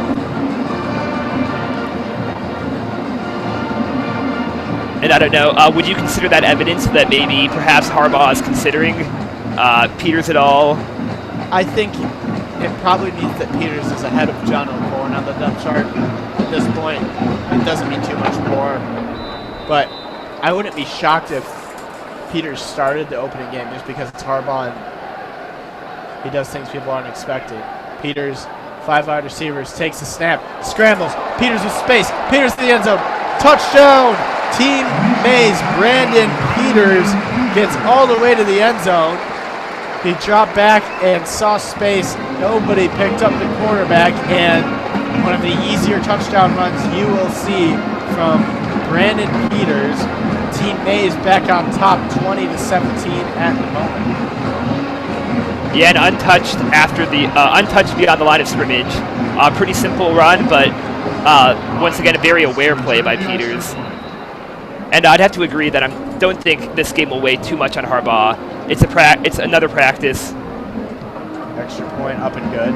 And Harbaugh can see them scrimmage whenever he pleases. So I think the fact that we're seeing Peters get a lot of time is not overly significant. There's no question Peters is talented. The number 6 ranked pocket passer of his class at 4-star. But it'll be interesting to see because there will be talk all summer now, just based on this game, of is Brandon Peters challenging Milton Spate for the starting job. I don't know. I didn't think Spate was bad last year. No. He did a great job. He developed as the year went along. Keep in mind, Michigan's only 3 losses came after he suffered the injury against Iowa. They were undefeated with the healthy Spate. And I think it's very hard to argue against that if Spate is healthy for the Ohio State game, Michigan wins that game and probably heads to the playoffs. I mean, he was excellent in that game as it was with the injury. Yeah, and just the injury, I mean, there were 2 crucial picks deep inside Michigan's own territory that cost Michigan that game, and I don't think he makes either of those with a fully healthy shoulder. So I definitely think Spate can be the guy to take Michigan to the playoffs. I don't think there's any need to be concerned for Michigan. You can maybe be wondering if they'll take the best quarterback as their starter, but either way, I think they'll have a very competent quarterback and starter. Yeah, the schedule's going to be very tough this year regardless. As the kickoff comes, this is returnable on a fumble on the kickoff, and Nate Karan Higdon got it back. Nearly our second special teams blunder of the day. We've had 3 turnovers total, 2 by Team Mays, 1 by Team Blue. So Wilton Spate and company will take over from the 15-yard line. 9:48 to go. And as you mentioned, the schedule is certainly tougher to start off the year. Michigan does not have the leisure of finding out which quarterback they should start in a cupcake game, as they did for the first 3 for the first 2 of last year. They will be down in Arlington playing at Jerry World against the Florida Gators to start the college football season. Spate takes a snap, hands off, some space, a first down by Karan Higdon, makes up for his blunder on the kickoff and gets the ball out to the 29-yard line, a gain of 14 on the play.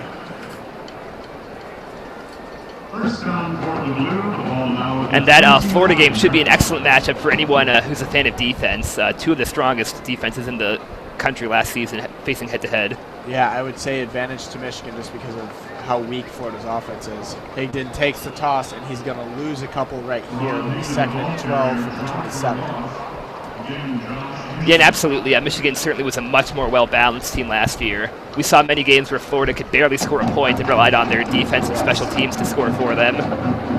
And Michigan, obviously, we've seen 2 solid options at quarterback today, so that should not be a concern for Michigan. I think both sides of the ball should be able to score. And whoever does win the quarterback job has excellent options at receiver, excellent running backs, excellent tight ends. So it'll be O'Korn, I believe, this time. And he hands off to Higdon. Higdon will gain the RT loss and maybe one more. It'll be 3rd and 9 from the 30. Brought down by Donovan Jeter. And O'Korn will not stay on the field. Spate is back. No, the only plays O'Korn's really ran have been handoffs. He has no carries. He's 0 for 1 on pass attempts. Peoples-Jones in the game here, along with Tariq Black. So Spate with the 2 freshman receivers. A running back to his left. Drops back. Pressure comes. Fires it downfield. Looking for Peoples-Jones. And incomplete. Wanted a flag, and he's going to get it. And that's going to be on Keith Washington, who's played a really good game. He shut down Donovan Peoples-Jones, but not this time. That one was a little bit too much on the physicality as we see the replay. And he probably could have turned around and possibly intercepted that. Yeah. It's hard for him to know that, but the ball was underthrown. It was a very hard pass for Spate to make, under duress and kind of short-armed. And as Peoples-Jones turned around, Washington met him with contact early. A good call right there. So the first and 10 from the 45 after the 15-yard penalty. Peoples-Jones back to the sideline. Spate, a running back to his left, a trio of receivers to his right. It's O'Korn, and he faked the handoff. He's going to gain about 2 yards. John O'Korn kept the ball. Yeah, Clock keeps ticking as they said his forward progress was stopped inbound, and Spate will come back in. looked like that might have been an option there. He seemed to consider handing it off. And we've seen Spate O'Korn in quite a bit to hand the ball off and look like he was going to take a run. That'll be interesting to see if that's a part of the playbook for the regular season. Spate with a running back behind him. He's got 3 receivers to his right, 1 to his left. And he will give the ball off with some space and another first down right there as True Wilson picks up about 11 on the play. And Team Blue moving the ball once again, trying to answer the touchdown by Team Mays. One thing that's been very consistent in Jim Harbaugh's first 2 seasons, and really before when he was with the 49ers at Stanford, is his offenses have long, prolonged drives that use a lot of clock. Yeah, absolutely. Everywhere he's gone, he's been able to develop strong offenses in every facet. Spate hands off to Higdon. Higdon with some space and just tripped up at around the 37-yard line. Yeah, touchdown saving tackle by, I believe, number 35. So 21-17 Team Mays. We're now under 6.5 minutes to go. Presumably, Team Mays would get the ball back even if Team Blue finds a way to get on top. And 6 on the play, 2nd and 4. Yeah. Spate sends a man in motion. Takes the snap, hands off to Higdon. And Higdon with a lot of space. Higdon to the 20, 15, out of bounds inside the 10-yard line. Karan Higdon. An excellent drive right now. Absolutely. Both offenses are catching fire at the perfect time. We might get to see a 2-minute drill here in the spring game. Now under 6 minutes to go. It's going to be first and goal right from the 10-yard line for the Wolverines. Those who are on the blue team at least.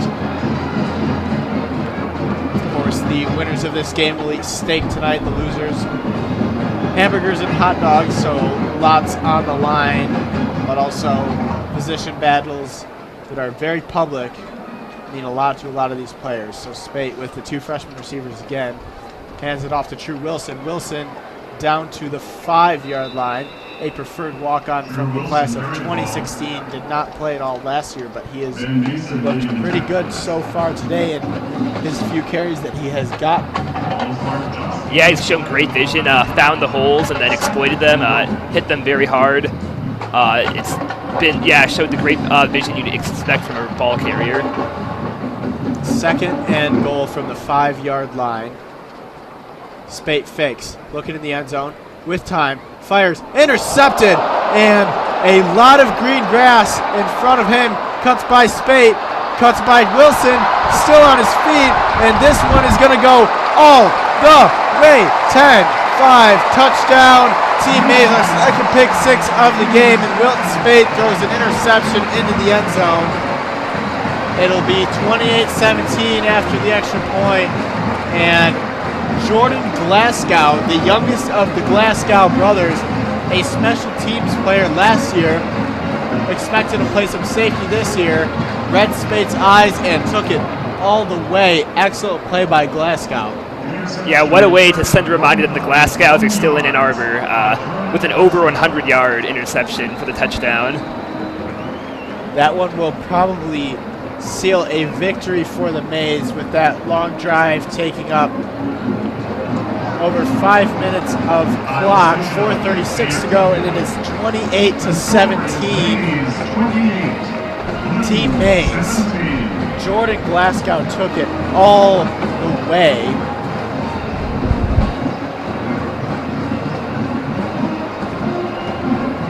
And what a mistake by Wilton Spade. We talked about Brandon Peters' mistake earlier, but this is much worse. A 14-point swing right there as Spade tried to force it into a spot that he should not have.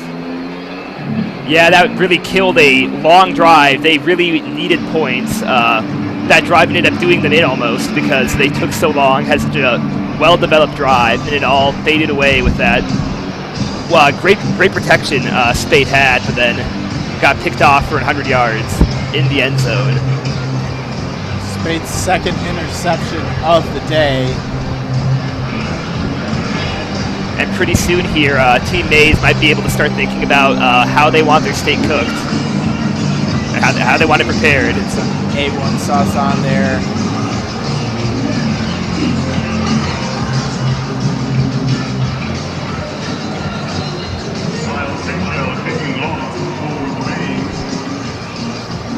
And Spade off his back foot there. Not a great decision, but an excellent play by Glasgow. So not much time left. And so Emery Thomas will run it out to around the 15, and with 4:34 to go, Team Blue takes over down by 11. Do they have any chance? They do. It's hard to imagine an 11-point comeback with 5 minutes to go just in a spring game. I know they really want this. The stakes are quite high here. But they'd have to go 75 yards here. I wonder when the last, or 70, my apologies. I wonder when the last time we've seen an onside kick in a spring game I was just about is. to ask, could we see an onside kick if they find a way to get on the board here? There'd be risk of mutiny with players on both teams on the same side. His second attempt of the day finds Tariq Black for a nice gain. Got about 18 yards right there. Tariq Black, a good snag. Yeah, very impressive. High pointed the ball. So looks like Team Blue turning to John O'Corn after Wilton Spade's second interception of the day. Another dent on his resume coming out of today. O'Corn, 2 receivers to his left, now 3 as he sends a tight end in motion. Takes the snap, gives Higdon. Karan Higdon with space. He was great last drive, and he continues here across the 40-yard line. And a good start to this drive, back-to-back first downs. Team Blue with the ball at the 38.5-yard line. Some hurry up here. Under 4 minutes on the clock. O'Corn, 5 wide receivers split out. Takes the snap. Looking. Gonna scramble. Breaks a tackle with space. John O'Corn, he can run. And inside the 30-yard line for another first down to the 21-yard line. And it looks like Jordan Glasgow is slow to get up. He seems to be able to get up. Yeah, and he just got up. Wanted to make sure he didn't rush anything, and now he's going to come off. I thought that was an interesting decision from O'Corn. I doubted. I thought he was way too quick to run there, but he seemed to have done what got run down right at the line. Yeah, absolutely. I thought that was he wasn't looking to pass first on that play, but he saw something. So a penalty added the play, moves it to the 11, ticking down to 3.5 minutes to go. O'Corn takes, looking, fires for Black. Tariq Black catches it, and good drive for Tariq Black. Touchdown Wolverines, and Team Blue is not out of it yet. 3:27 to go. The lead is 5 before the extra point, and they will go for 2 here to try to cut it to 3. Excellent drive by John O'Corn for Team Blue. Yeah, perfectly dropped that pass right to where it would be extremely easy for Black to catch it, but gave the defender really no chance. exactly the drive they were looking for. Yep. Got the touchdown in about a minute. And probably too early for the onside kick, so we will see an attempted defensive stand by Team Blue. Here's O'Korn. He's got True Wilson to his left, 3 receivers to his left. Peoples, Jones, Black, and McDoom. Here comes the 2-point conversion. McDoom in motion. And O'Korn makes a move, gets through, and a big hit. Looks like he stopped short. John O'Korn kept the ball. He was stopped at the And 1-yard Malik line. Hudson wants some steak. He hit O'Korn hard and said, "No, sir." Wow. He really popped him there. Yeah, he sent him spinning. Yeah, that was a powerful hit. I like the play call there, though. I think that's a great 2-point option if that were to come up in the regular season. Yeah, that looked like a really good play. Yeah, just an amazing play to stop O'Korn from getting into the end zone. All his momentum was going forward. It looked like the first tackler was not going to be able to stop him from falling forward. And then he got spun around hard. Malik Hudson looks like a hard hitter. I mean, he has played really well today. Yeah, that was a terrifying hit. Quarterbacks in the Big Ten, beware.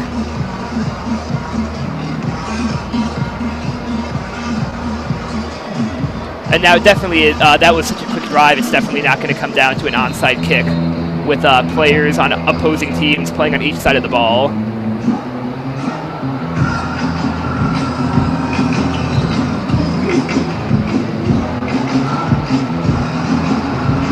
So 3:27 to go. Team Mays leads Team Blue 28-23. Team Blue about to kick off.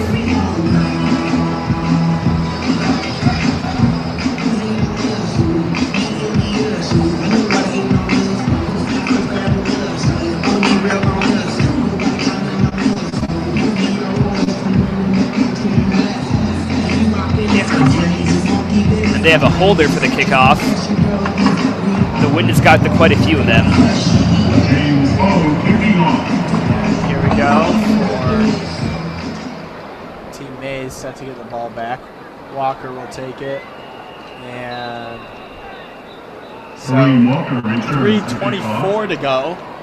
Team Mays will take over and look to run out the rest of the clock.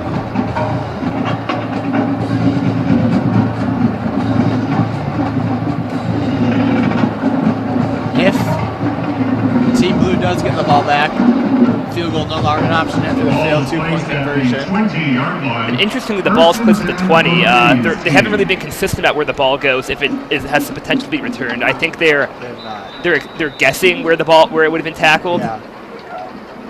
Or Harbaugh's deciding. Unsure. So Michael Sessa into the game. Hands off for a gain of about 1 yard. Jared Charr, the ball. And it occurred to me that right as he kicked it off, it appeared he aimed it to try to pin it within the 5. Yes. So that seems like that might be practice for this season, trying to pin teams within their 25. As both the NFL and college have moved to the 25-yard line for touchbacks on kickoffs. We've seen that a lot now, teams trying to pin teams back within the 25. And it looks like Michigan intends to do that this season. So Jared Charr on the carry there, another walk-on. 2nd and 9. Sessa tosses to Charr again. He is going to gain about a yard. It'll be Jared Charr 3rd and was the ball 9. carrier.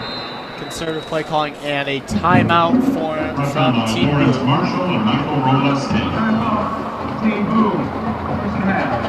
36 to go. Interesting to see if Sessa might get a chance to have a pass here, given that it's going to be 3rd and long. There's quite a bit of time left.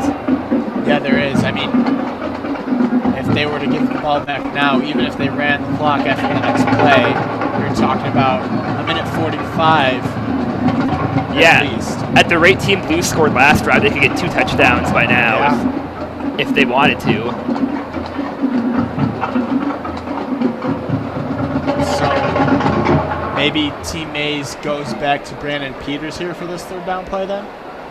Perhaps that would be an interesting statement. Would show a lot of confidence in Peters. Because it's a spring game, I don't think they'll make the change, but we'll see after they come out of the huddle. And It looks like it is going to be tell. Yeah, can't really tell in the huddle. His teammates were around whoever the quarterback is. So 3rd and 9 from the 21-yard line. And it's Peters back into the game for 3rd and 9. And teammates could essentially win the game with a first down right here.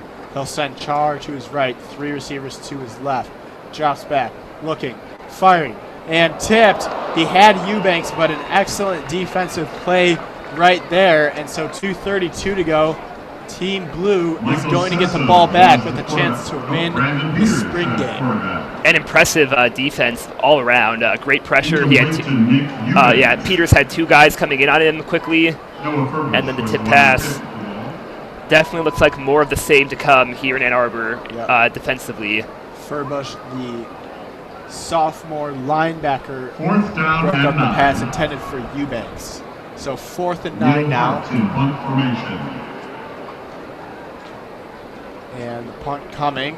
And a bad punt. This is going to go out of bounds at maybe the 35-yard line. They're going to mark it at the 40-yard line. So just 60 yards away from a win now is Team Blue. And interesting, who will be the quarterback? It looks like It's O'Korn. Yeah, O'Korn back out there. This game looked all but over with the Jordan Glasgow pick 6 off Milton Spate with just 4.5 minutes to go, but a touchdown and a stop, and now John O'Korn has a chance to lead Team Blue to victory in the 2017 spring game. And it's interesting to me that they did not substitute Spate back in, given that Peters got a chance to get the first down for Mays. I don't know if I'd go with Peters. O'Korn was great on that last drive. He's got 5 wide. He steps up, and he takes off right away. O'Korn, a gain of about 17 on the play. John O'Korn kept the ball. I would criticize him for looking to run, And but some chippiness there. O'Korn kind of used his hand to get up off Cannell, and then Cannell tripped him. the defense has to know he's going to try to run, and they can't stop him. So 1st and 10 from the 42-yard line. O'Korn again with 5 wide receivers. Clock down to 2 minutes. O'Korn takes the snap, looking. Gonna throw this one, looking for Tariq Black, and overshot him. O'Korn's pass Incomplete intended for there. Tariq Black. So it'll be 2nd down and 10 now from the 42. All those who have stuck it out let out some oohs and ahs there on that deep attempt. Tariq Black will come off. Higdon will also come off. And the crowd has seemed to think, disappointingly, because they're missing out on a fantastic spring game. O'Korn with True Wilson to his left, 2 receivers to his left, 1 to his right. Drops back, looking, and he's looking for Sean McKeon, but a low throw too far O'Korn's ahead. pass incomplete. It'll be 3rd down. Intended for Sean McEwen. Yeah, very quickly a turn of events for Team Blue. They had a drive going, looked in good position. Now it's 3rd and 10. A minute 51 to go here. O'Korn, 5 wide. McDoom to his far right. O'Korn takes the snap, looking. He's going to throw deep, looking for McDoom, and brought in by McDoom. And he is hurt, but the pass complete inside the 15-yard line. He is in pain down on the ground. Hit by who else? Khalik Hudson. Yeah, he has delivered some pain today. It was not Hudson who delivered the hit. It was number 25. Not sure who that is, but McDoom is down. A minute 44 to go. Once we finish the injury timeout, it's going to be 1st and 10 from the 13-yard line. And now Blue can pretty much run their offense. Yes.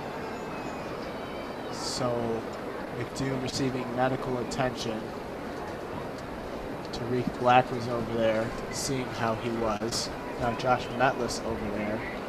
McDoom is going to get up, and we have our 3rd injury, and he seems to be in a lot of pain. Yeah, he's assisted walking back to the bench. Got up on his, appeared to have gotten up on his own power, but needs help walking over. Play resulted in a first down at the 13-yard line. 1st and 10 for the Blues. And And another unfortunate injury. Runyon hurt his left leg earlier. It looks like this is also a left leg injury for McDoom. His leg went down awkwardly on the play. 1:44 to go from the 13-yard line. Team Blue working. O'Korn gonna throw it, looking for Tariq Black, and a flag for pass interference. It's gonna be first and goal from the 7-yard line after the penalty. And yeah, pretty blatant defensive pass interference on that one. Pretty easy call for the referees.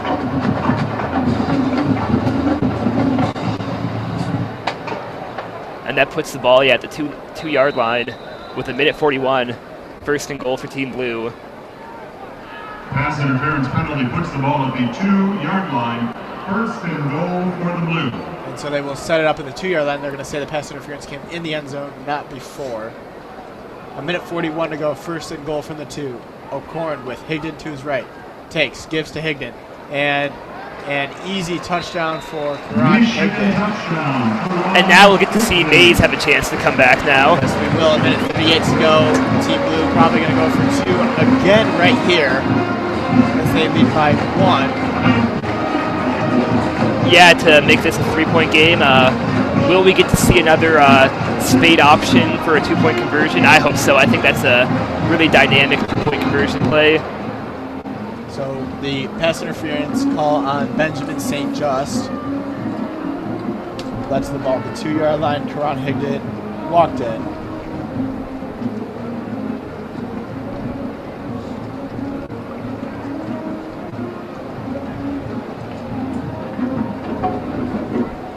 So from the 3-yard line, the 2-point conversion.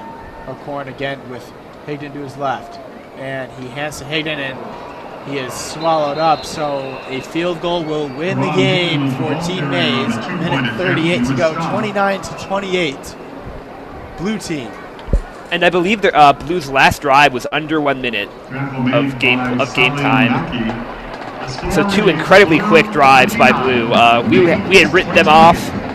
Started talking about Team Mays' steak sauce, and it turns out now they're up 1 with 1.5 minutes to play.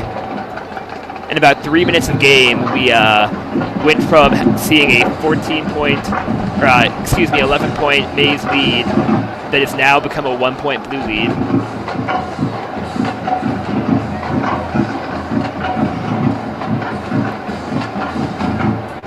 1:38 to go. No kickoff. Yeah, it looks like they're just going to go straight to the offense.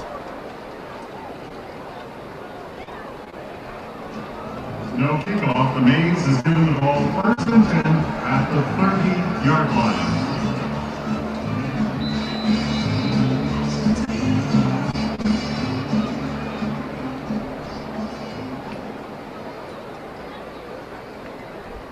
Peters takes the snap. Looking deep right away.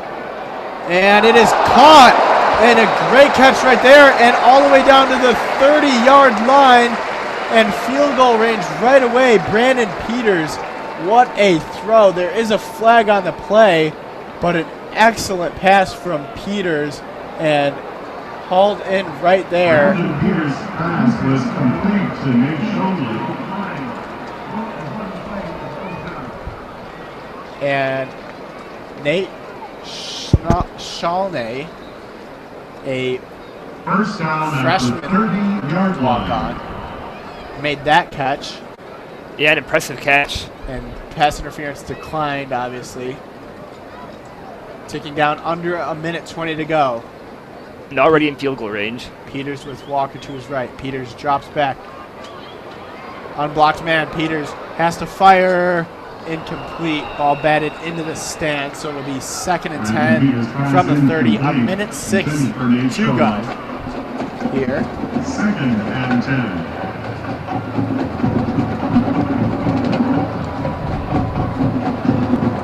What a throw by Peters on that first down play. Totally changed the complexion of this final drive. And Brandon Peters, an excellent day here today. Yeah, he's been incredibly resilient. After that pick six, he's been great for every drive since. From the shotgun. He's going to hand it off now. And Joe Hewlett makes a move inside the 15-yard line. And Team Mays in excellent position now. We are under a minute. There's 59 seconds to go.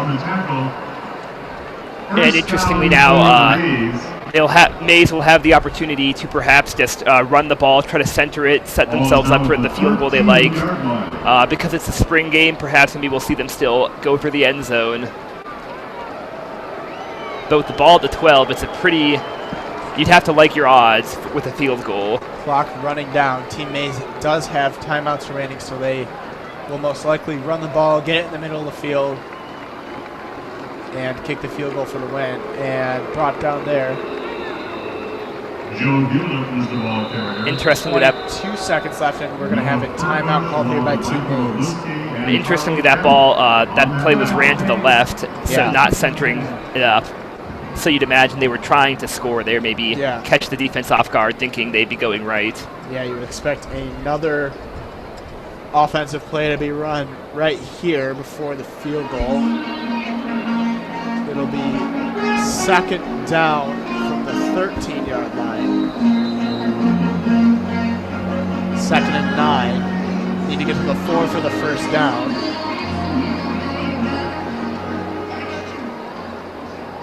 Peters in the I formation. Hewlett behind him.